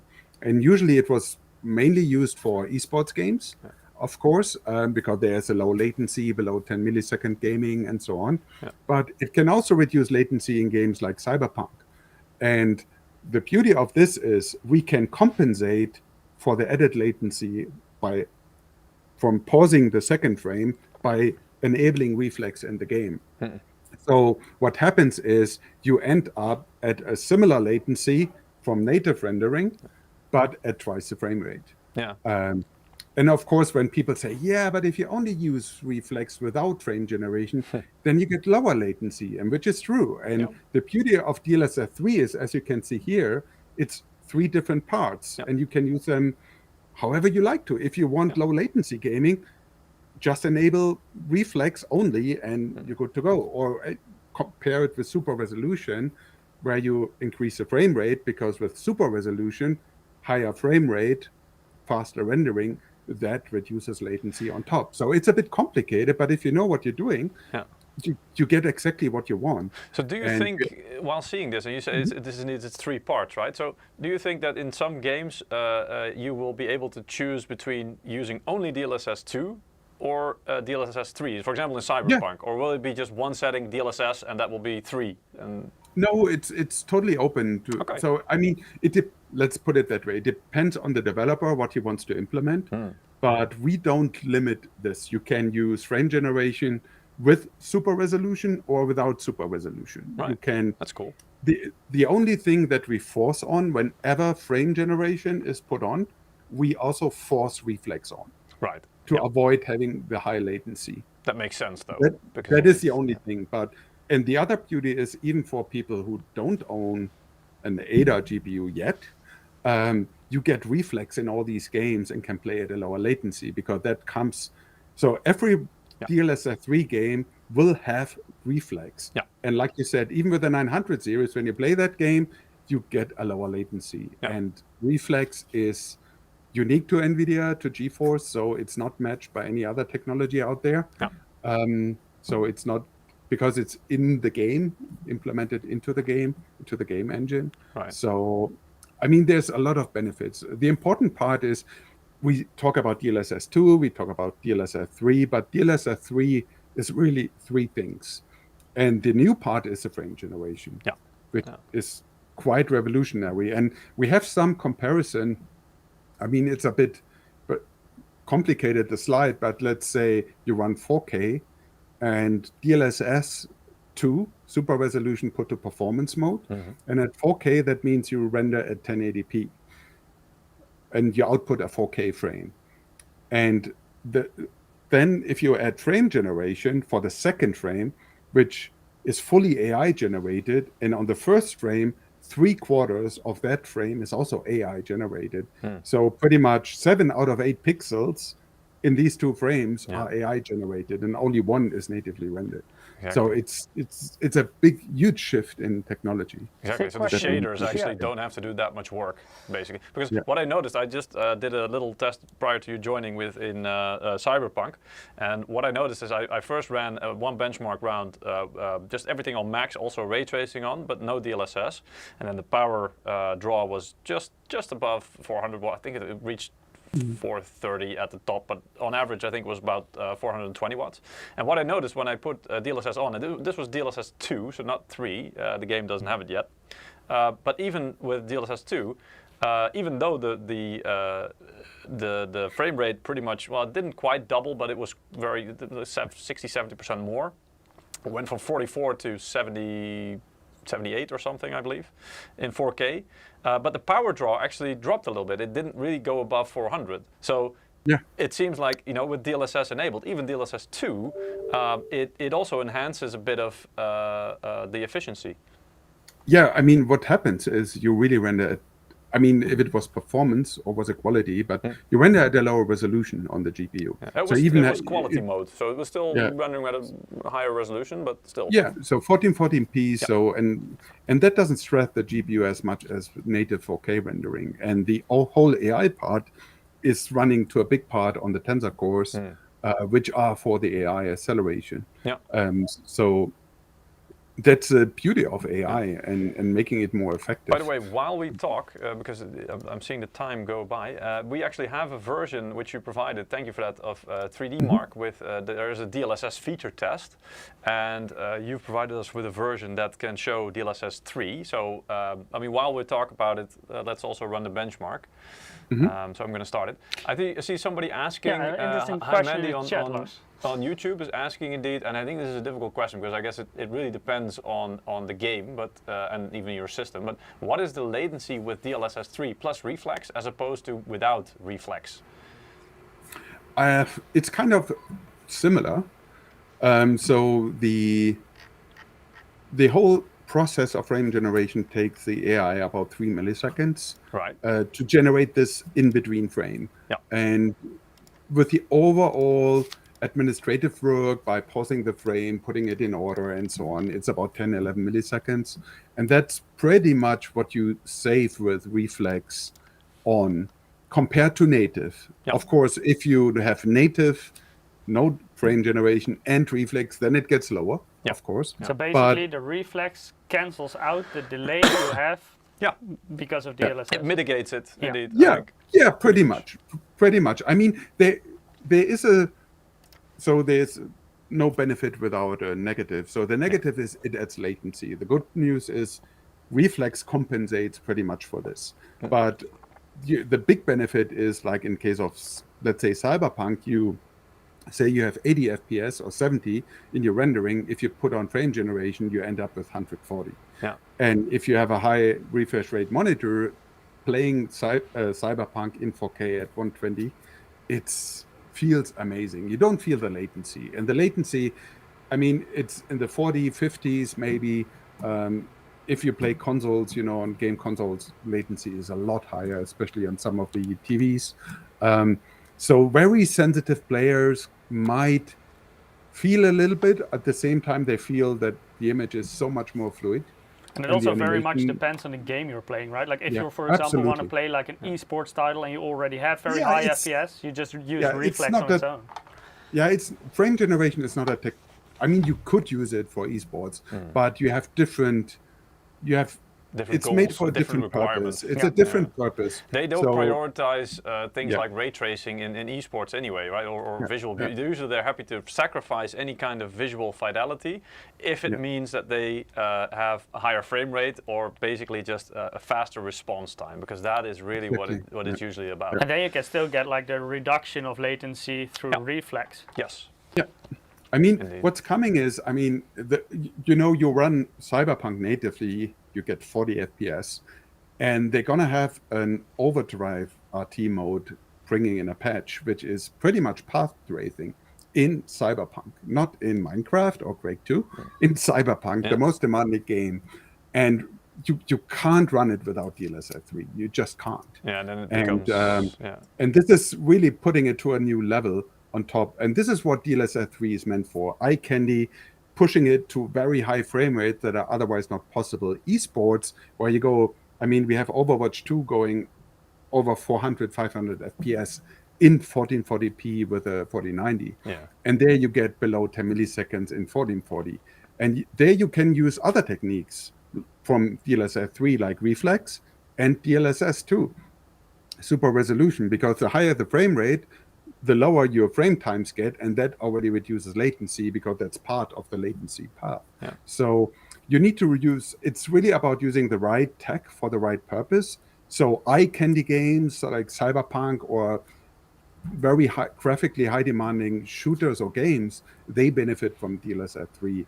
Esports titles, they benefit much more from DLSS 2 and reflex.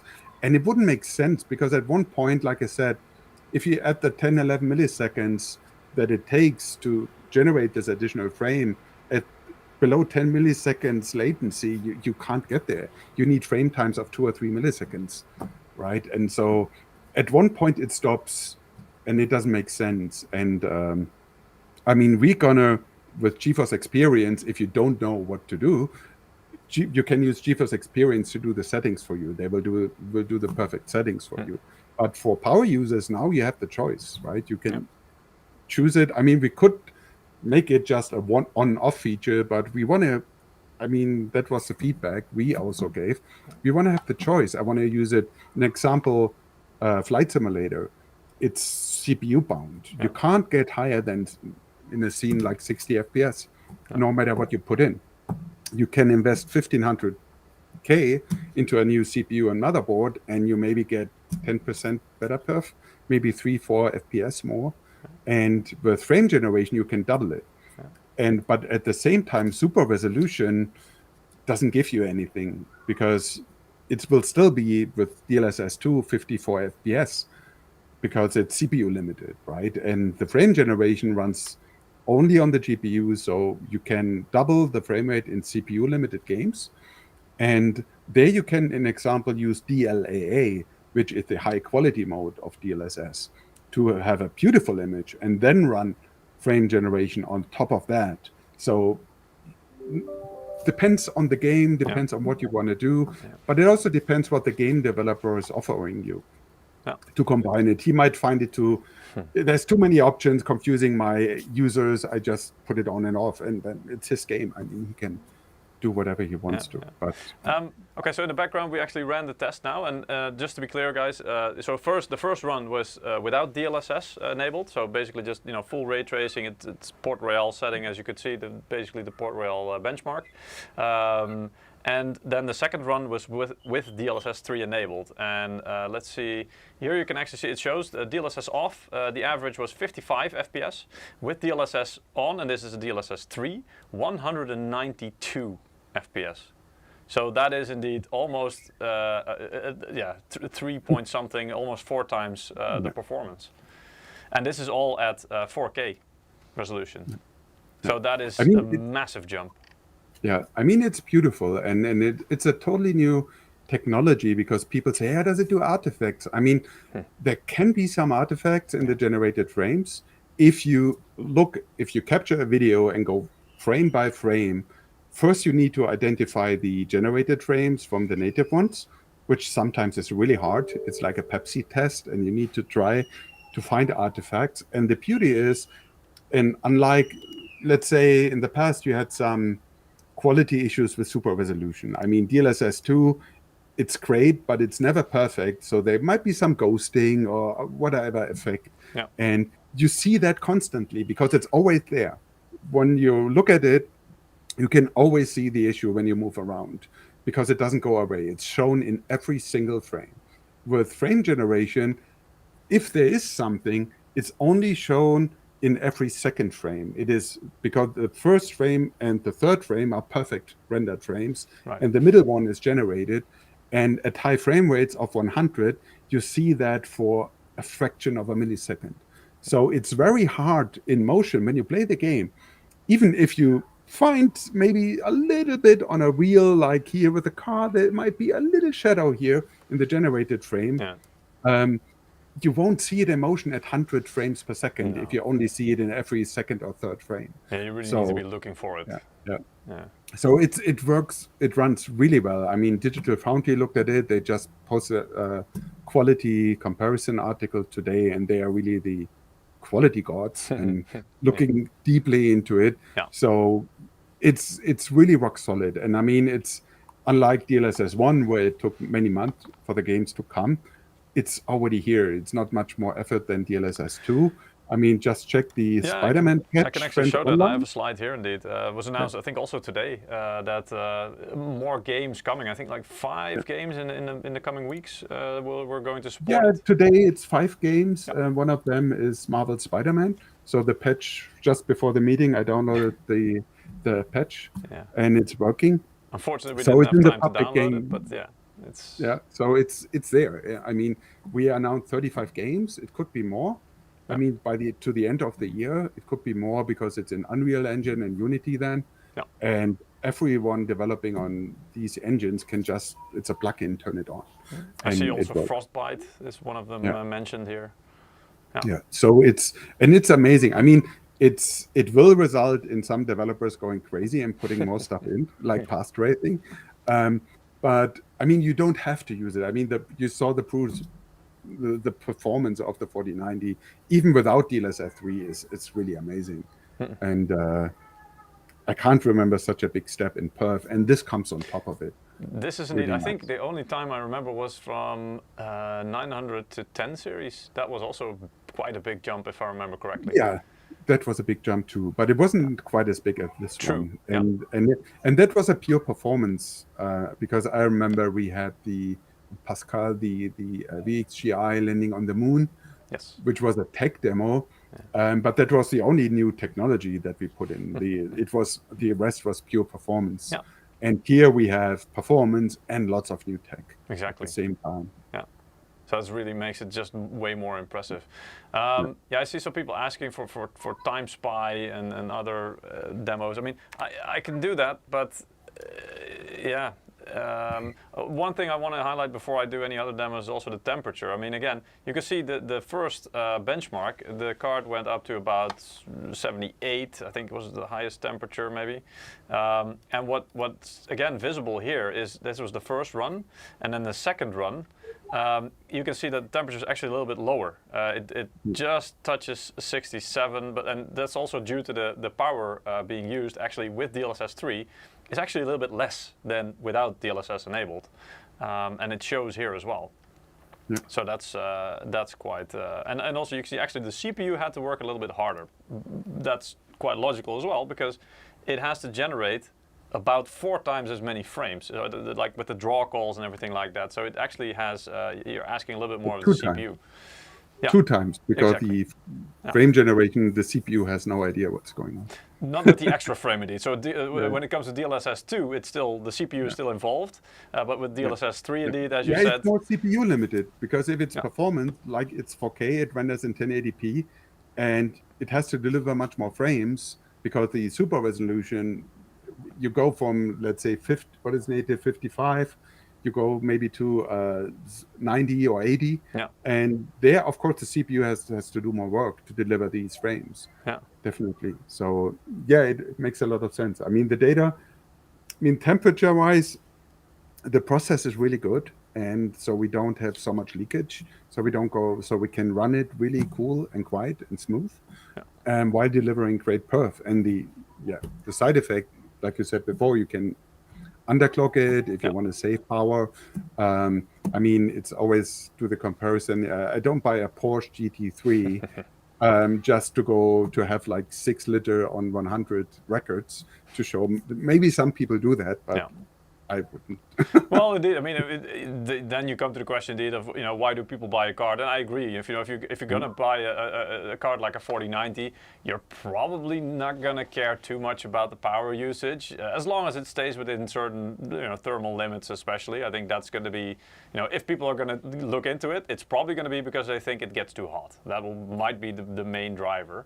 But other than that, I mean, you're obviously if you buy this, you're looking for performance. That's what you're looking. But the cool thing also is that you can see how efficient the architecture is when actually you can lose quite a lot of power consumption, so it can be quite a bit lower, but you don't lose a lot of performance on it. Up to a certain point, indeed.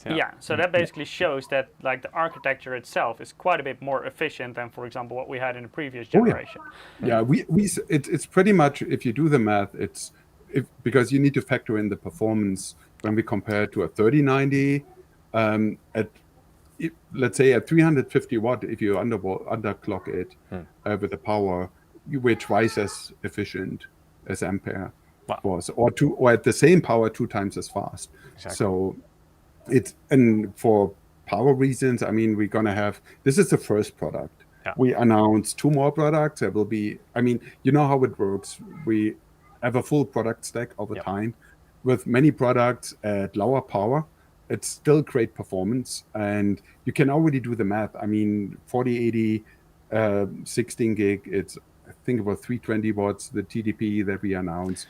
And so it goes down in power with the stack, and it will have similar behavior. It's the same architecture. So this model really focused at pushing out the maximum performance, and the lower down the stack you will get more focus on efficiency rather than getting the maximum out of it. Yeah, absolutely. So it is much more power efficient, and it runs a lot cooler. So for those who really focus on power, there will be products for that. But honestly, on the other hand, it depends how many times a week do you play, because it's not running 24/7. And if it's running 24/7, it's not running a game 24/7. Probably. So depending on, it consumes so much power at maximum load, yes. How many hours a week do you play at maximum load? And I mean, it's individual. And if you're a content creator, to be fair, if you can do your rendering or whatever at 1.5 times or 2 times the speed compared to a 3090 or 3090 Ti, then you're getting so much more work done in the same time that the power usage is probably not, it's not really going to be a concern for you. No, as a creative, if you earn money with it, you can have. You free more time for doing additional work at the same time, which means you have more revenue, and that pays easily for the additional power. So that makes it. I mean, again, also that's what a lot of times the difference between the value and is it worth it? That question, when it comes to professional usage for people with render, it's kind of a no-brainer, because it's like, well, this one is way more efficient. Yes, it costs money, but that investment you will probably make back in, well, quite fast if you're using it professionally.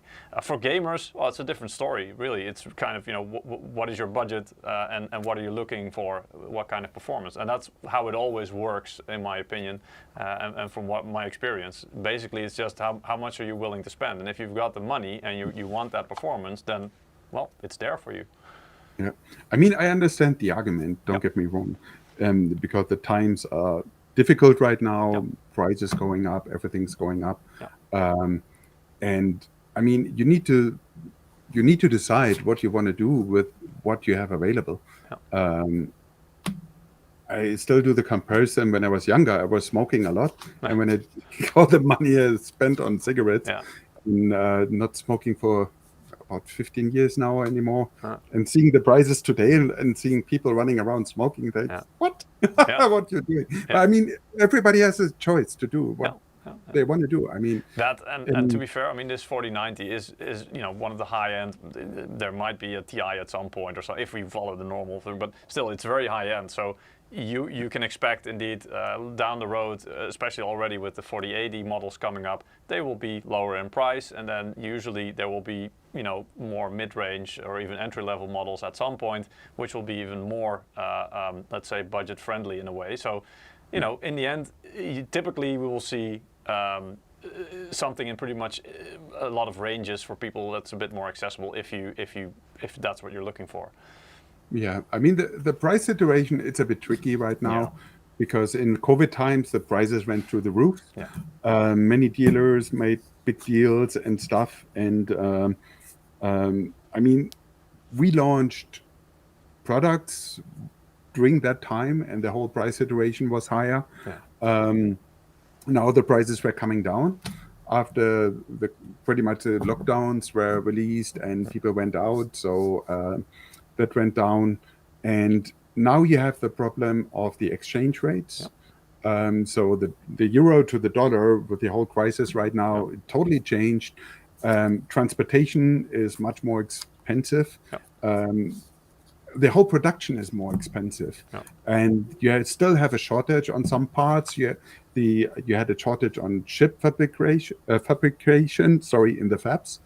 So just getting the dies out of the fab is much more expensive than it was before, just because of the shortages. So all adds up, and then we get the dollar exchange rate, which is, I mean, look at it. It was 1.9 for a long time, and now it's 1.101, and so that adds easily 10-15% on the price, on the euro prices. I think it's also quite a common misconception with people. They think that NVIDIA actually produces the chips, but you basically design them and you have them produced.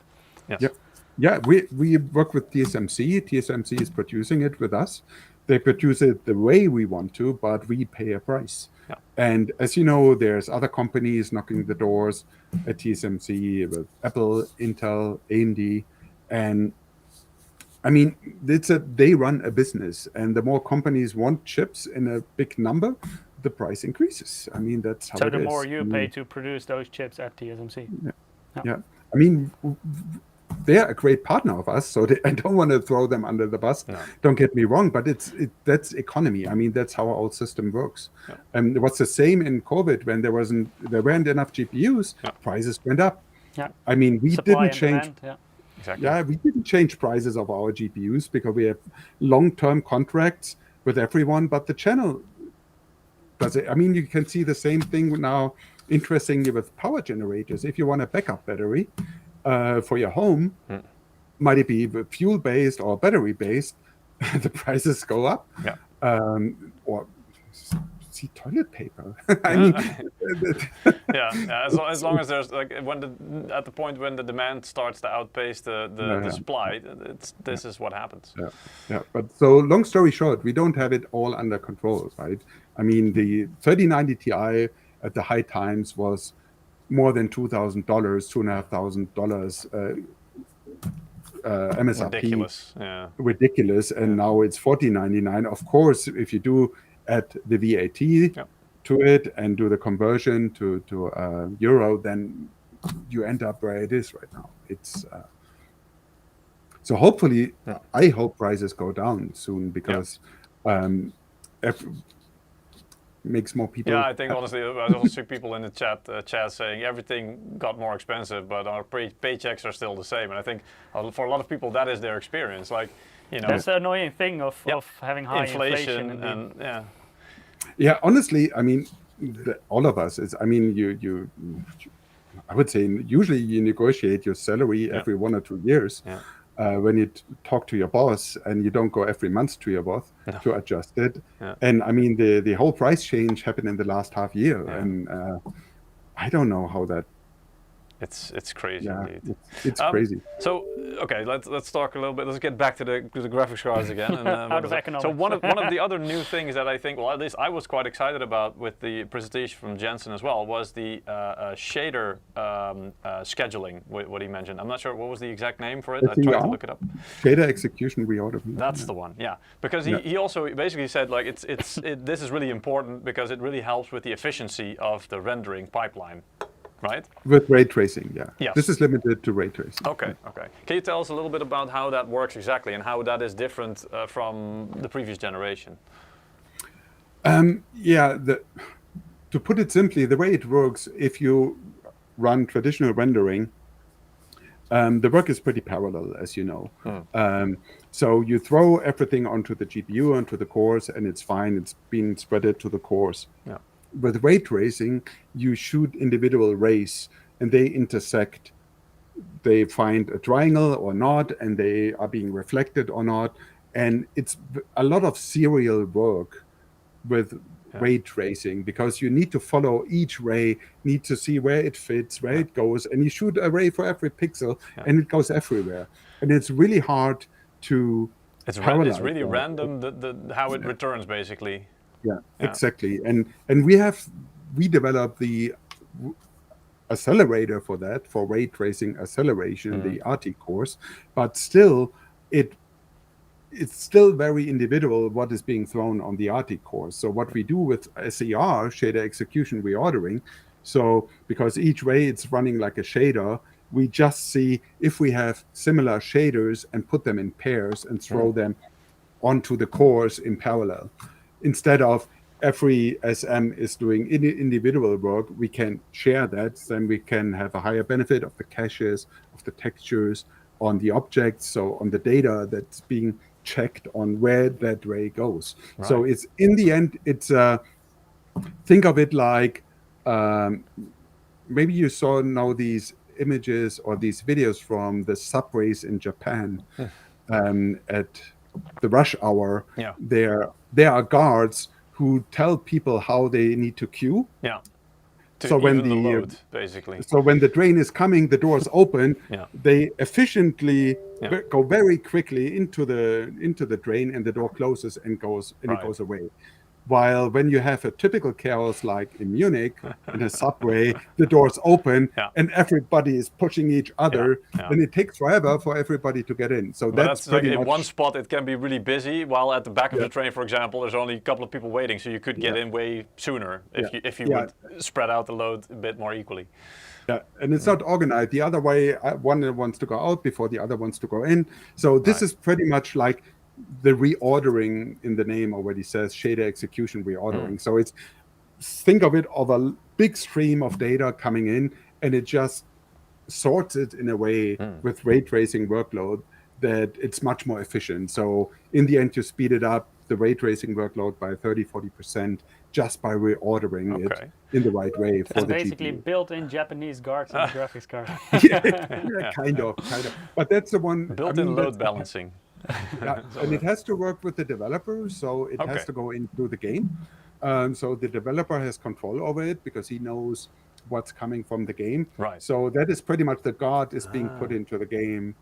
Yeah, because that was going to be my next question. Like, is this limited to the 40 series? Because we know that, for example, DLSS 3 is limited to the 40 series because of the whole frame generation. And I think we had a presentation with you just after the initial launch, and I think you also mentioned that it would work technically speaking on 30 series or 20 series, but they don't. Their tensor cores.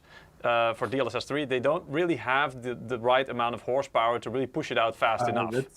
That's the OFA, so the optical flow accelerator, which is the important part. So, but how does that work for this shader, reorganizing and rebalancing? Let's say, is that something that could work on the 30 series and the 20 series retroactively at some point? Is that more driver and game engine based, as you mentioned, or is this something that is... We're currently investigating. I mean, it's the same like with DLSS 3 with frame generation. Right. So when you put out a new tech, you need to prioritize, and the the priority was we want to launch this with Ada because it's optimized for Ada. We have this optical flow accelerator, the OFA, which determines, it's a thing like NVINC, like the video encoder. It's a image analysis tool built in hardware on the chip. So it's not running on shaders or on an SM, it's a dedicated unit. And we need a certain amount of precision and performance to get the results that we want to have right now. So in terms of latency, that is not too high, in terms of quality of the motion field that we are creating. And this is where we optimize for right now, because we worked on frame generation at NVIDIA for more than 5 years overall. And with Ada, it was really put on the schedule saying, okay, now we have the hardware, we have the OFA at the right performance with the right quality, that we can make it work. And this is what we're doing right now. We make it work, we put it into the games. What we said is on previous generation with Ampere, Ampere had an OFA as well. Turing does not, so it would never work on Turing. On Ampere, in theory, it could work if we spend more time optimizing it for Ampere. Which we, right now, honestly, putting it out of the door, we can't really do right now. Like, it's similar like with RT, saying, can we have real-time ray tracing on Pascal? And we said, yeah, technically it works.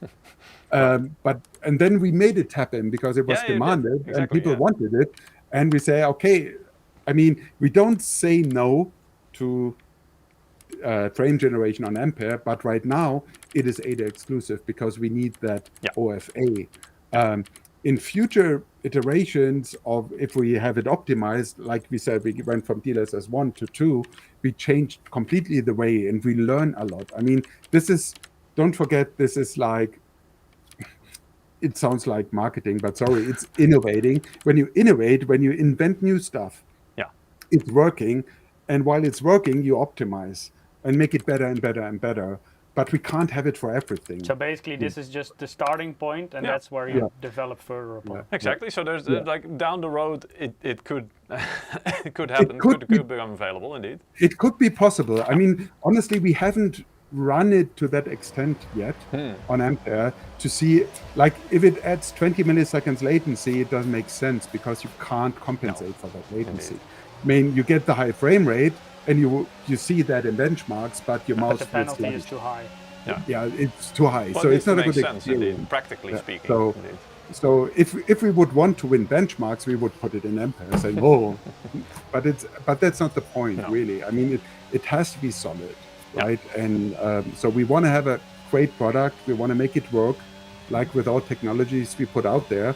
And people complain, "Oh, it's not open source." Well, it can't be at this point. If you innovate it for the first time, you can't you need to control certain things. Otherwise, you need to optimize it. And if you put in 5 years of work, you don't throw it out there and tell everybody how to do it. You just don't, right? And it's part of it. And people are trying to catch up. And we can see we lead the way with the technologies. Same with super resolution. Now we have XESS, we have FSR2. After many years, they catch up, but we need to innovate further. So we do. And we take the next step already. And on Ampere, I mean, we haven't forgotten Ampere. Don't forget, you get the reflex benefit in many, many games now with Ampere, which is huge on gameplay. You still have the DLSS 2. Every development on super resolution within DLSS 3, you will have the same benefit with Ampere. Right. So just because DLSS 3 now is launched, indeed, doesn't mean that DLSS 2 is no longer being developed or no longer being pushed, indeed. So good to know. Good to know. All right. Then maybe it's about time to close the interview down, because I just looked at the time. We're already about an hour talking, which, I mean, it's really cool having you on the show, and we could go on for hours because you know so much. What is the single coolest thing that we can look forward to for you? Maybe that's a good question to end with. What's the thing you are most excited about that's coming? And I know that you can't say everything because obviously you know way more than you're allowed to say. But yeah, honestly, I love the Portal mod. Right. Which is the path tracing version of Portal. And I had a preview build and I played it already, and I just want to play that game again. I love it, and it's because it's so amazing, looks so awesome in that resolution, in that quality. So that is for me the thing I'm definitely looking forward to. Peter, this sounds like a good idea for your future live stream. It does, yeah. We're waiting for that, because honestly, we are really good at co-op games. We totally don't screw each other over in those games. I mean, what was really, to me, I mean, the biggest surprise was when I got the first sample of a 4090 for testing. And I mean, the fun part is some editors told me exactly the same thing. Is you put it in, before you run a 3090 Ti, put in 4K, different settings, game. And an example, Wolfenstein Youngblood with RT, you put it in and you get a score of 270 FPS. And then you think, hey, I didn't want to test DLSS on, I wanted to test DLSS off. Yeah. And then you check the settings and it was off. Saying, what? I mean, this is really the 4090 in so many parts. And that's without all the additional tech. I mean, in the past, when we launched Turing, we talked about DLSS, ray tracing. Yeah, it's slow, but you have DLSS to get a decent frame rates. Here, you have awesome frame rates, and then you put all the tech on top of it, and it just flies. I mean, I had Youngblood with DLSS and 376 FPS in 4K, and the game looks amazing still, and it's like, wow. Yeah, it's unreal. I heard that a lot in the reviews indeed. Of course, we also watch them, and we want to know what they say about it. And they also, most of them always said, we had to triple check, because it just seemed too high to be realistic, the performance.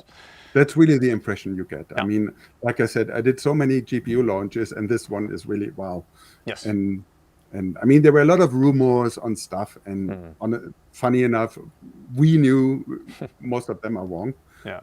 Especially when it comes to power and heat and whatnot. And I mean, and there was no leak on DLSS 3, which was beautiful for us. To have the big surprise on that one. So it's always enjoyable to watch all the rumors. If you know they're incorrect, just have some popcorn and enjoy what everyone is shouting.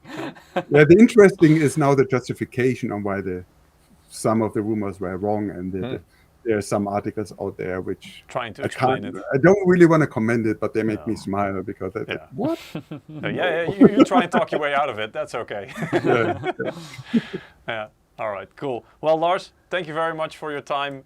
Always a pleasure. Who knows, maybe we'll ask you if you can join, maybe at one of the upcoming like 4080 launch or something. We might see if we can invite you again, because again, there's only so much we can talk about during the interviews.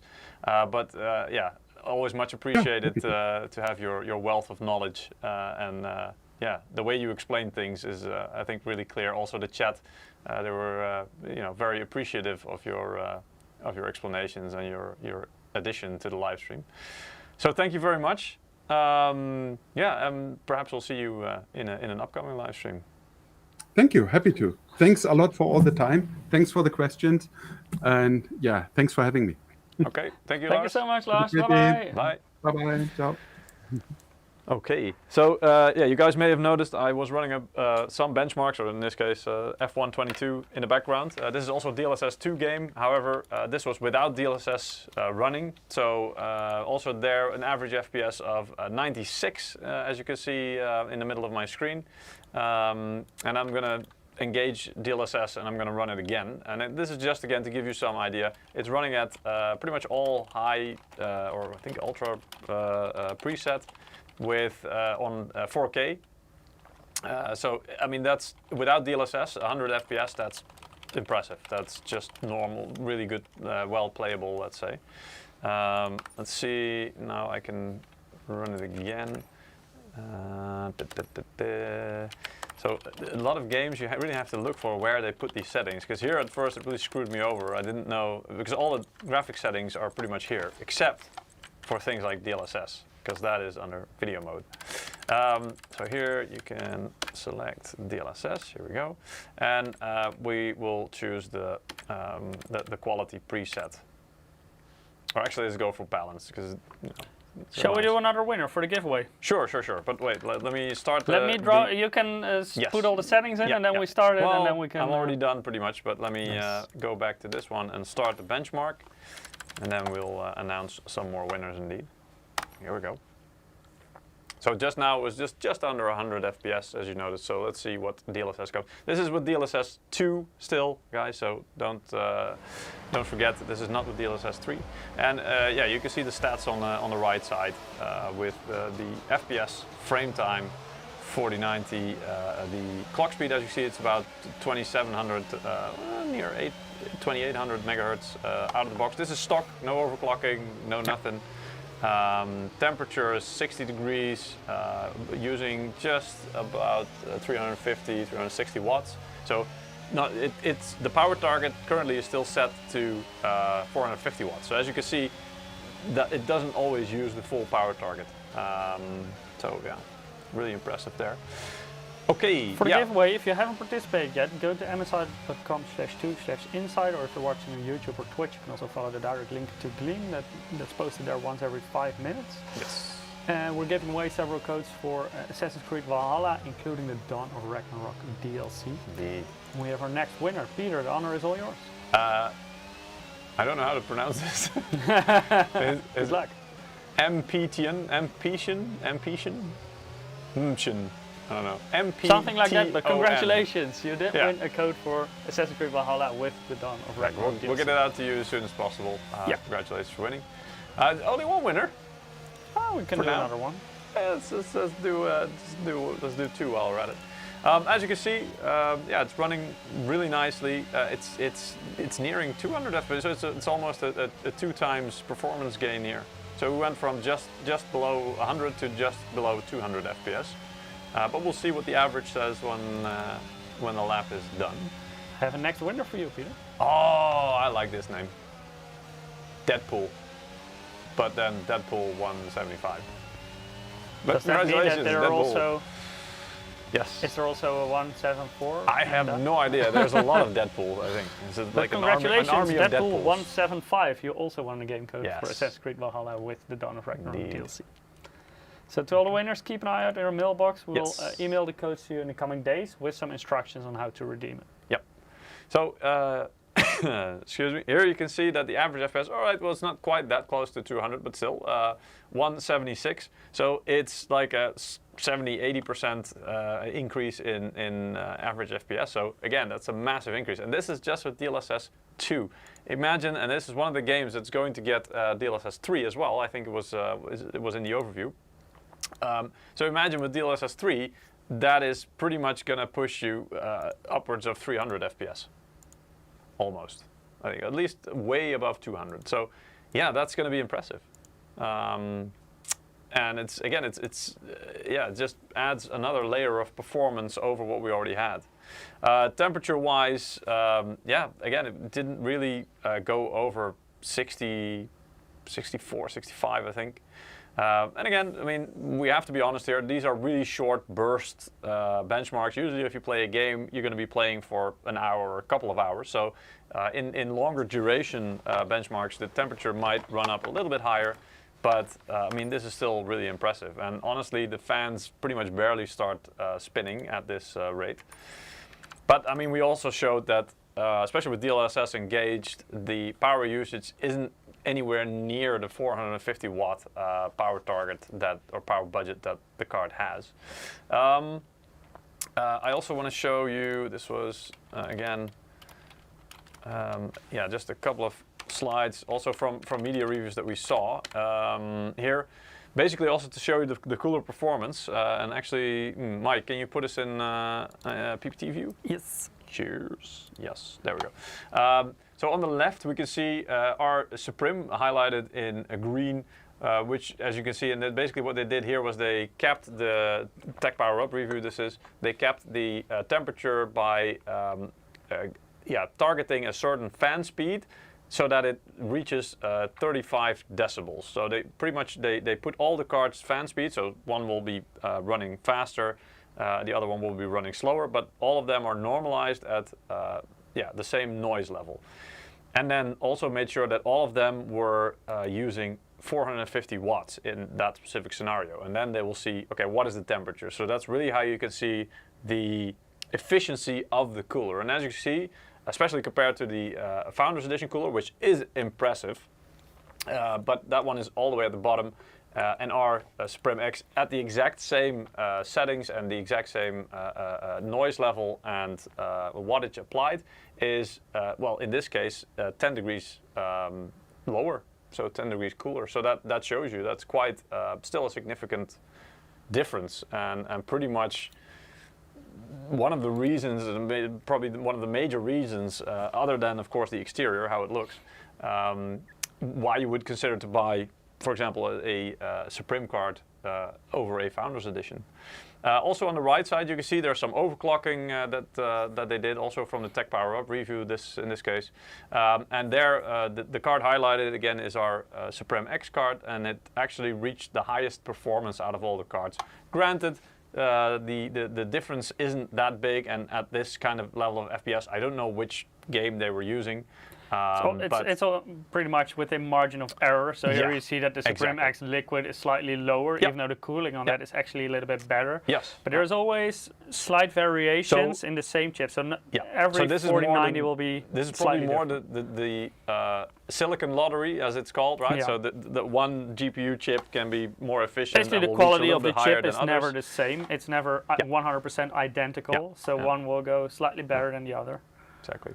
So yeah, I mean, this also, it's quite impressive, but especially the cooler is really impressive. And here as well, I mean, it's the average FPS, and this also shows that out of the box, our SUPRIM card, again, yes, it's faster than the Founders Edition, but only by, in this case, it's 4 FPS, I think, on the basis of 150 plus FPS. So yeah, it's faster. It's not a huge difference. I mean, out of the gate, pretty much all of these cards will perform very well and relatively similar. Chaz in YouTube chat is saying it runs cooler than a 7950X. Yeah, but also with the 7950X, actually we have a new feature in our BIOS where you can set like a temperature threshold basically, and it will basically max out performance based on the temperature you set, and you see that you can actually get very good efficiency with that, and the same goes for the 4090. So with some optimization you can actually get a lot better efficiency, so you can get very close to the performance of what it will run at stock, but get much lower power consumption and also lower temperatures in return. So there is a lot of fiddling around possible with both AMD CPUs and this NVIDIA graphics card actually. Yeah. So if you, by default, both of them are really set to maximum performance, and they kind of sacrifice efficiency for it. But with some fiddling around and with some fine tuning, you can actually get both components very efficient. Yeah. And I mean, I see somebody asking, was it Storm Blizzard was asking, can we see any undervolting / power dry cap performance? Yeah, that might be a nice ending of the live stream, because again, we're running already quite a bit late, but sure, we can actually show you that. Let's see, what I will do there is I will use 3D Mark, because again, this is more, it's not a real game, I know, but it will show more detailed numbers, so it kind of gives you a maybe a better comparison.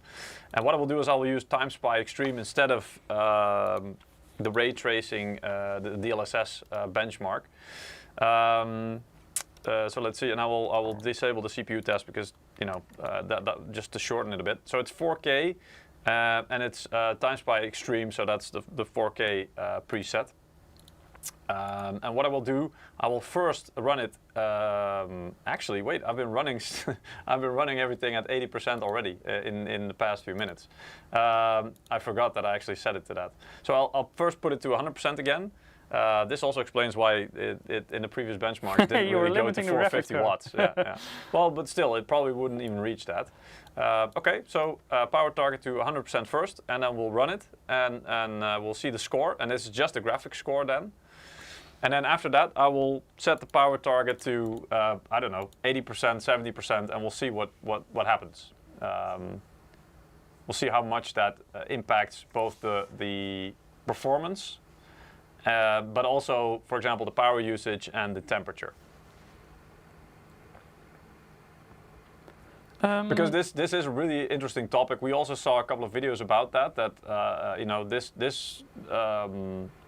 architecture is already so efficient and so much faster than compared to Ampere, to the 30 series, that actually you can get away with indeed reducing the power draw significantly and still getting really good performance. So this is with 100% power target. You can also see there the card is running at 400 watts, around 400, 420 now. It's spiking up a little bit, but it is using, you know, most of the power target that it has. It can go up to 450 watts in the current configuration. And so the fans just started spinning up because the card just passed 60 degrees. That's pretty much the trigger point at which the fans will start spinning. But as you can see, it's about 1,000 RPM, which is pretty much like the lowest fan duty setting that it has. And really, at this speed, you probably won't hear the fans. If you hear any noise, it's probably coming from this big liquid cooler that's cooling the Ryzen 9 7950X. Let me quickly toss in some questions from the chat. Sure. Dake TTV is asking on Twitch, why didn't you guys launch a SUPRIM X card today? We actually did. Yeah. All cards are available today. Yes, and of course it depends on your on region. stock level. So yeah. Yeah. Let me see. Major Muffler is asking, where is the no X670E creation? At this point, we decided with our creation models to focus more on the high-end desktop platform. So for AMD, that will be the Threadripper ones. So there you can actually still find creation models. Here we can actually see a power draw of a little bit higher. So it just went up to 444. I saw popping by. So it's, there we go. So it's a little bit closer to the 450 watt max, but still. The card is not even breaking 70 degrees, and the fans are just, you know, now it's just above like 1100 RPM, so it's just speeding up just slightly, but still, this is pretty much completely silent. You can barely hear this. See some more questions. How do I connect two RTX 4090s together? Well, the question is, why would you want to do that? Because there is, like last generation, there was what was called NVLink, which was like a development of SLI. Yeah. But that in this generation is no longer on the card. So at least from NVIDIA's side, and on the 4090, it's not possible through NVIDIA technology to link the cards together. Yeah. It may still be possible to do it through, DirectX 12, so through Windows. I think they're called, I think it's just simply called multi-GPU or something. Yeah, but I'm not sure if you will have like driver support for games, if you can still do it. Yeah. So the question is also, why would you want to do it? I could see why you would want to do it. For example, if you have like certain rendering tasks that you would do. I think that you can still do. Maybe, but indeed we don't know how to do it. Okay, so we have one graphics core. This is at 100% power target. So it's 19,400. Let's call it 19,500, right? That's closest to it. Mike, you remember that? I already forgot. 19,500. 19,500. Yes. Okay, I'll try. 19,500. Probably chat will be better at remembering than I will. But usually they know. So now I'm going to drop the power limit down to, let's say, let's go all the way to 70, because I don't want to do too many of these. So I'm going to go down. 70. What you think is significant, right? 30%. Do some quick math. What is 70% of 450? Oof.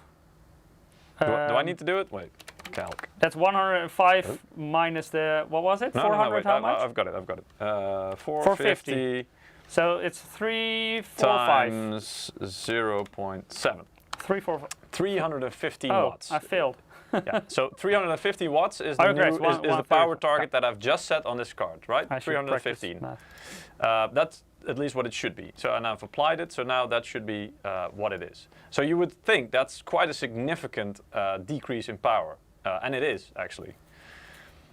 Now let's see. So that's a 30% decrease. Now all the settings are the same. I'm not going to change anything. It's Living the same. Soul says, I need two 4090s to play Cyberpunk above 45 FPS, or you can switch DLSS on. Depends on what resolution. Yeah, but even on 4K you can switch DLSS on. Exactly. Okay, so running the benchmark again now with the 70% power target. Overclock it to the max.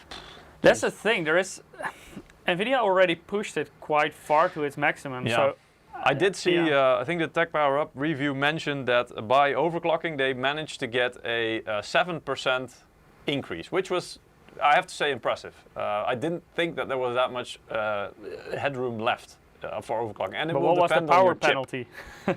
Yeah, indeed, but that will be like, they will probably have used up to 700 watts or whatever is, you know, the max of the card. Yeah, because it is already like a bit outside of its most efficient zone in the curve. Yeah. So if you push it further, it's more diminishing returns in what you will get out of it in performance when you compare it to So what you would please need note- extra in terms of power consumption. Please note, you can really see now on the right side, and I can't really highlight it with my mouse, but it is indeed 314 watts. And actually the fan is not even spinning right now. It's 58, 57 degrees, 58. The fan speed is 0 RPM. It's not spinning. They're stopped. I don't know, can you zoom in on that? Yeah, you can see It's it from now- here, I think. Okay, But let me quickly show you here as well. because it's gonna start spinning soon. It's now 61, 62, so it's probably gonna, they're probably gonna kick in a There we go. minute. There we go. Yeah, now they're just starting. But up until that point, the fans weren't even spinning. That's also how good the cooler is. Let me go to this view, then you can see more. Okay, so that was the first benchmark. Now it's gonna go into the second one. So you can see actually it is keeping to that power target of 315, what we calculated. See, many people are asking about what CPU to run with this. Well, the thing is, especially if you use this card where it's meant for, and that's like a 4K resolution, the Yeah. highest settings, Yeah. actually your CPU wouldn't be the bottleneck that soon. So actually you No. can combine this with quite a lower end CPU. If you combine this with a Core i5, Ryzen 5, it's perfectly fine. You won't see a lot Depends of on difference. what generation, a little bit though, to be fair. Even not that much, I think. Yeah, but it, because your frame rate is going to be, you know, sub 100 anyway, and when it's under 100, around 60-ish or something, you know, then the CPU is not going to be that taxed. If you're going to play esports games, hell yes, then Yeah. you will see a big difference. Then Yeah. the faster the CPU, the better. But Yeah. if you're really getting very GPU intensive, and I think that's why you would want to get a 4090, Yeah. then with a mid-end CPU, you will be fine, actually. Yeah, indeed. Because the CPU really, you know, what the CPU does in terms of your frame rate is it needs to process all the draw calls, let's say. So the more frames it needs to process, the more the higher your FPS, the more, for every frame, it will have to, you know, do some calculations and set out some tasks for the graphics card, for example, because the CPU is the thing that dishes out the tasks in a way. So it will have to do way more tasks in the same amount of time. So that's why when the FPS counter goes up, usually you also see the CPU usage going up at the same time. Charlie Holmes is asking, Right, how so much life here we do you go. think? We have the score. So we went from 19,500 and we're now at 18,500. So what is that in percentages? I don't know. Can Not we too can we much. quantify that? How do we put that into percent? Who's good at It's percentage? like around 5%. There we go. So 30% less power. We went from 450 watts to 315. So that is, how much is that? What kind of reduction are we talking about then? You're going That's from 100 to 70, so that's 30% reduction. 135 watts less Yeah. used, and 5% loss of performance. So your power limit is 30% lower, Yes. and you lose 5% of Yeah, performance. there so you go. that's, Yeah. And I mean, quickly going this, back to Charlie Holmes, by the way, how much life Oh, do you think 5900X and B550 Unify have in the current situation? It all depends on what you want to do with it. Like, Yeah. I would say if you, for gaming, if you combine it with a very high-end card like this and gonna play 4K games with a lot of ray tracing, you won't see much of a difference. Are you doing esports? Then of course you want to have that better single core performance. Or you could benefit, for example, from an X3D CPU, the 5800 X3D, or Zen 4 based 7000 series. No. So indeed, Fabian, thank you. He calculated it's actually 94%. So that means 6% reduction in performance. Still, 6% at 30% less power usage. That's very impressive, and that just shows you that. I mean, a bit of nuance here. It's not like specifically 30% power reduction because it's not always consuming the maximum. No, indeed. As you saw, indeed, during the first benchmark, it was in the region of 400, 420, and in the second part it got a little bit closer to 440. So yeah, little caveat there. It was pretty much already a 10 watt disparity that it wasn't really using.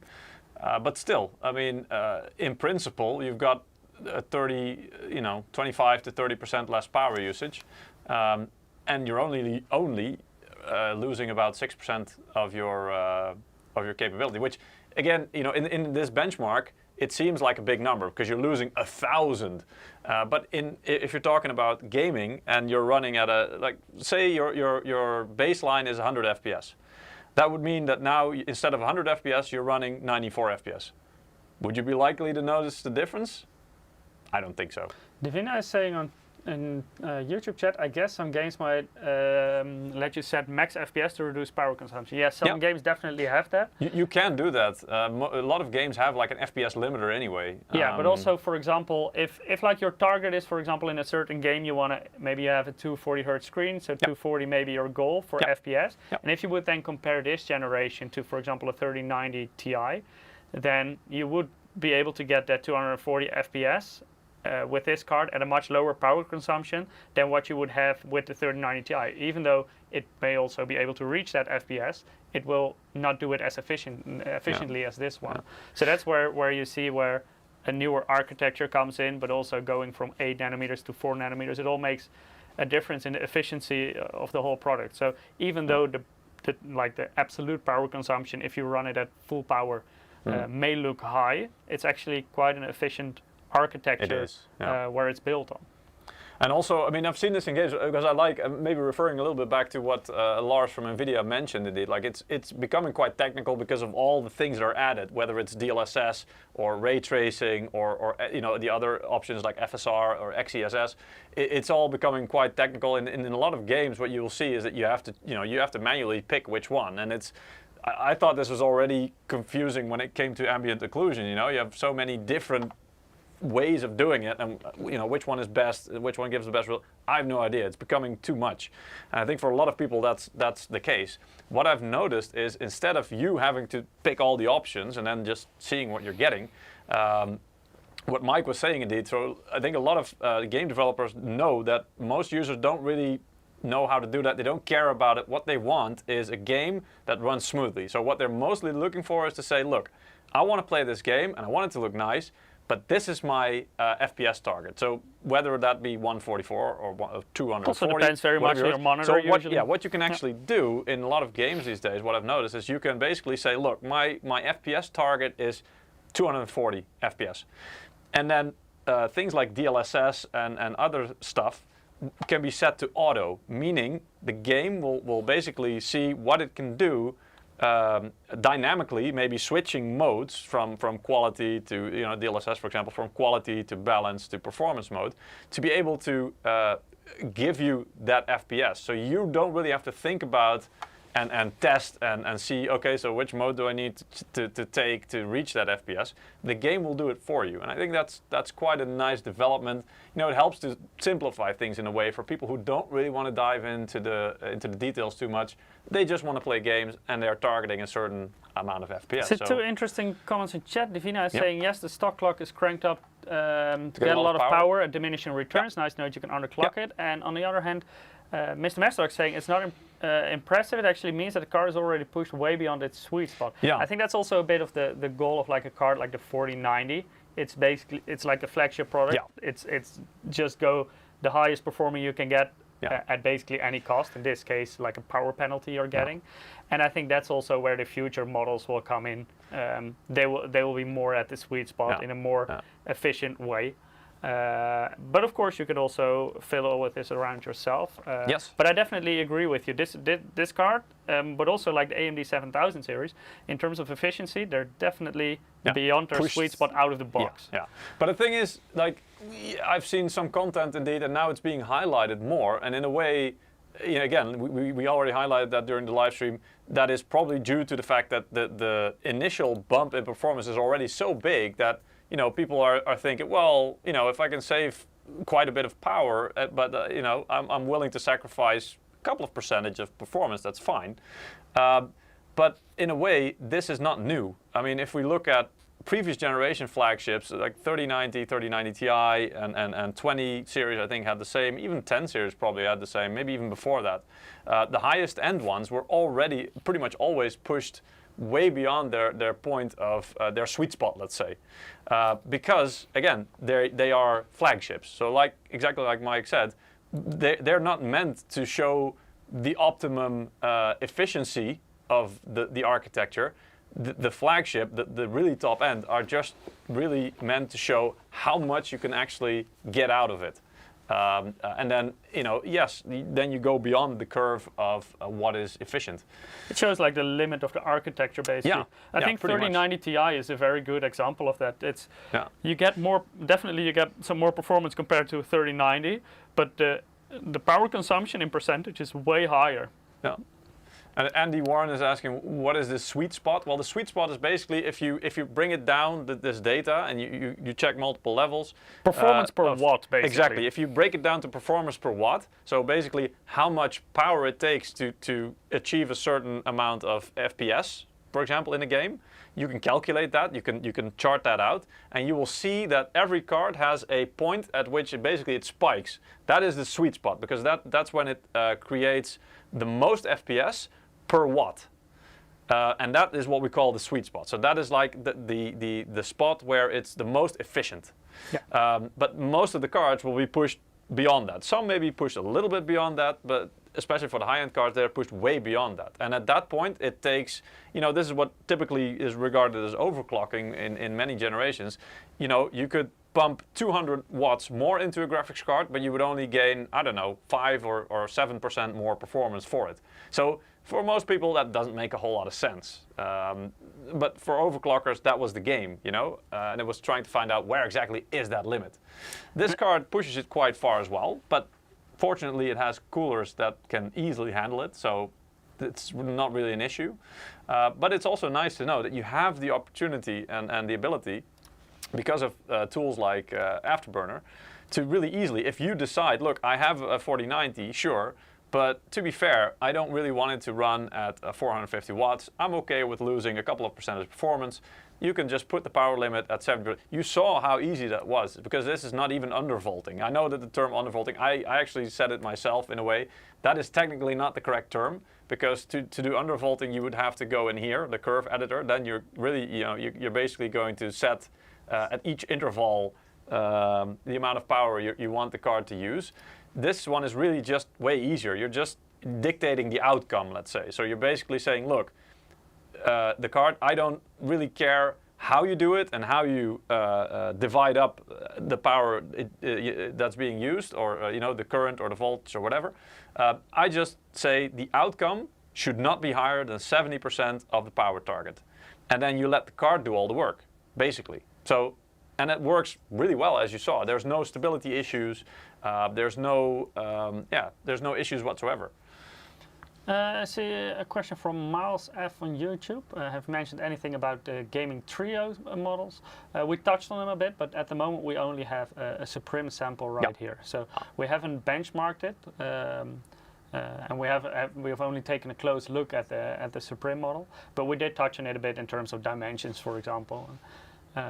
I see you're watching on YouTube. You can actually go back in the live stream.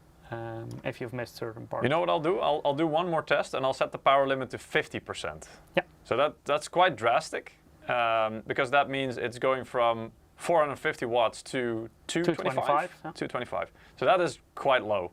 And you might think, well, this card probably wouldn't even run at 225. It should.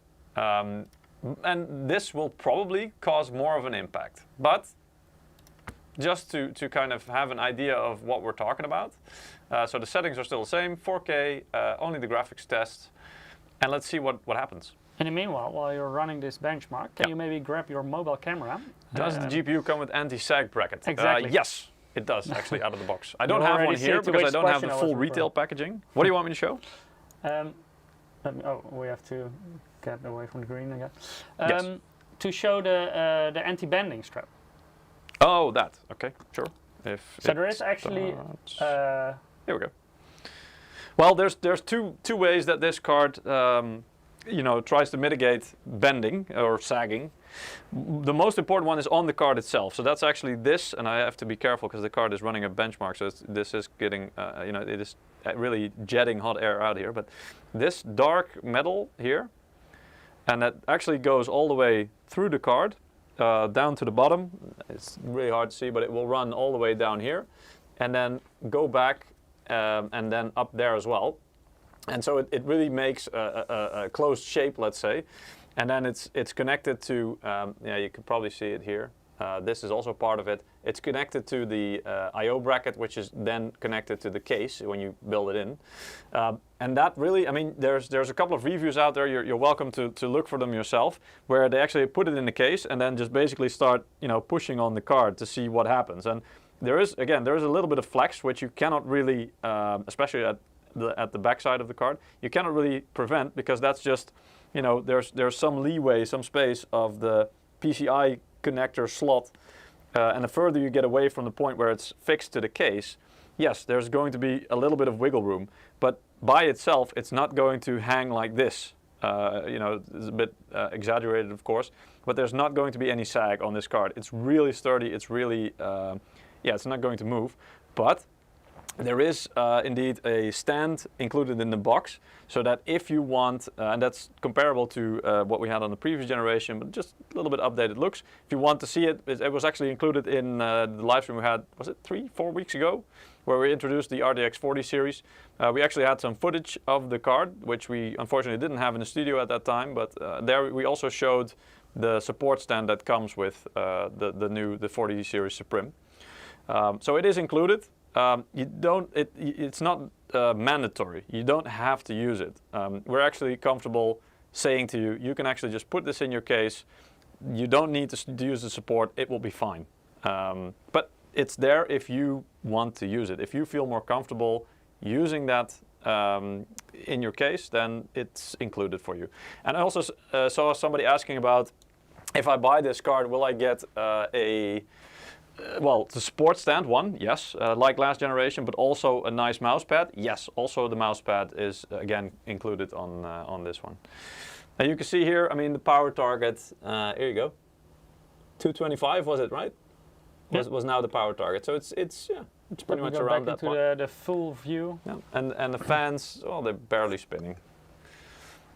So it's just finishing up the benchmark now while we were talking. I can already see it full screen, Peter. Oh, okay, fair enough. Yeah, I didn't know. It's a bit easier to see. Yeah, it is. It is. Okay, so let's see. What is the result? Yeah, so here now we get a big performance hit, because now we go from, I mean, the initial score was 19,500. Then we reduced the power target by 30%, and we got 18,500. Now we're at 50%, and we get 13.7. So but that still, is, it's by no means only 50% of the performance. No, definitely not. But you can see that the performance hit taken is becoming bigger than what it was at 30%. Yeah. So honestly, really the sweet spot I probably is around 30%. Maybe 20% is already enough. Then you lose maybe about 4 to 6% of your performance. So yeah, you can reduce it as far as you want to, but the performance hit does increase the lower you go. Also depends on what your goal is. Do you have like limited airflow, or do you want to run a big card like this in a relatively small case? Then you need to do concessions on some parts. What cards 30% reduction does compared to? So I guess Marco was asking, when you reduce the power target by 30%, how does that compare to the 3090 still? Well, this card out of the box, compared to the 3090 Ti actually, was on average like what, 60-70% faster. So I mean, you can do the math quite easily. Deduct 6% if you reduce 30% power reduction in our test, and you lose 6% performance. Basically, you're left with what, 55 to 65% faster than a 3090. So yeah, it's quite a lot. It's still a hell of a lot faster than a 3090 or 3090 Ti, even if you reduce the power target by 30%. Now, Carlos is asking, did you mention the Liquid X model? Really interested to see thermal performance. There are actually already some reviews out from independent reviewers. I know Tech Power Up has a review on the Liquid model.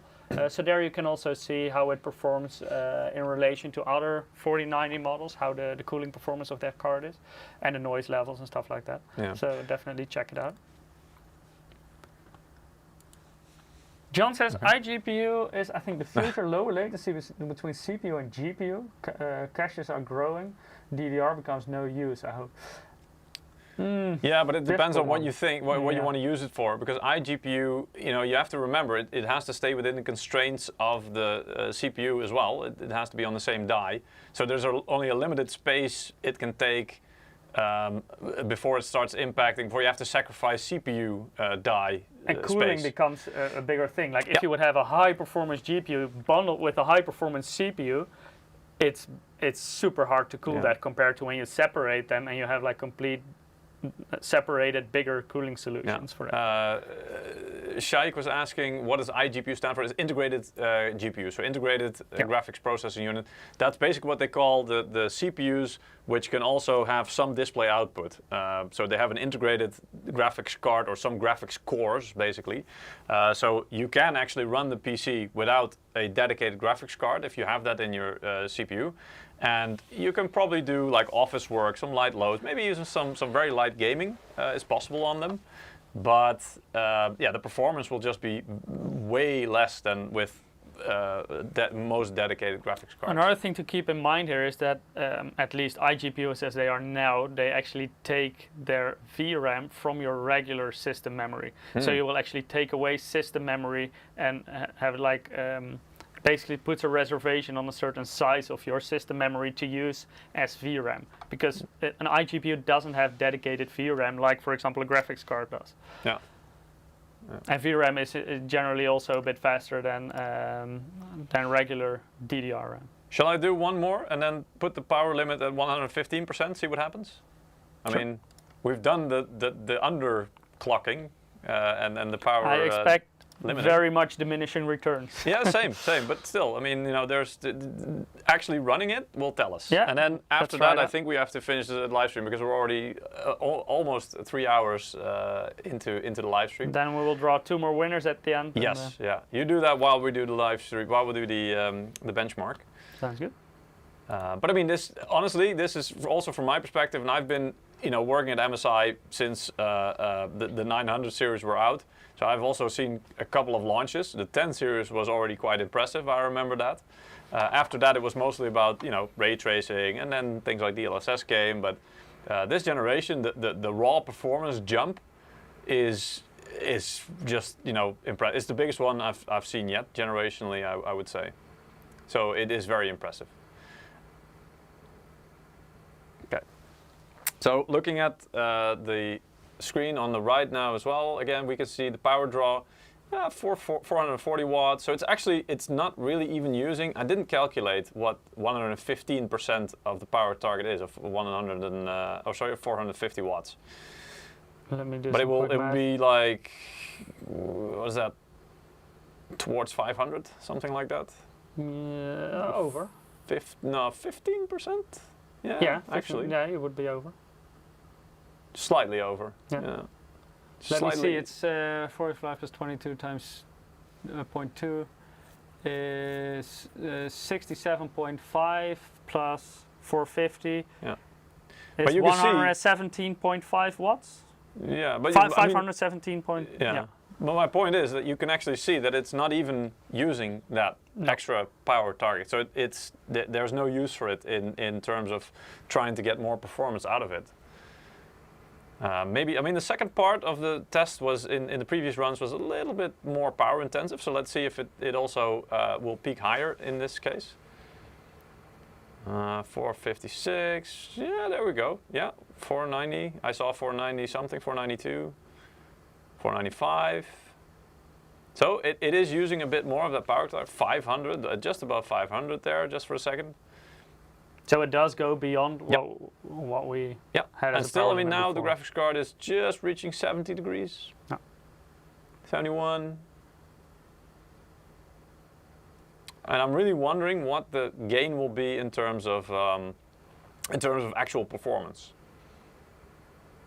So you can see, yes, it's using that room. Now it's actually dropping well below the 450 watts again, even though it has the space to go above that. But again, the card will actually dynamically check, is there any use for that power? So it's not going to blindly push that power into the card regardless.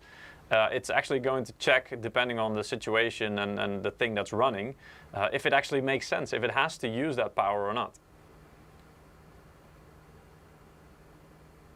Yes, 450 watt is the rated power, but it just went to 490. That's because I manually set the power limit to 115% of the rated power indeed. So that's why it's doing that. I actually told the card to do that essentially. Or actually I said... Just to avoid any misconception, by the way, you're now running the quiet BIOS, right? Yes, yeah, exactly. So I mean, I could push it even further if I would switch to the gaming BIOS, because then my baseline would be 480 watts.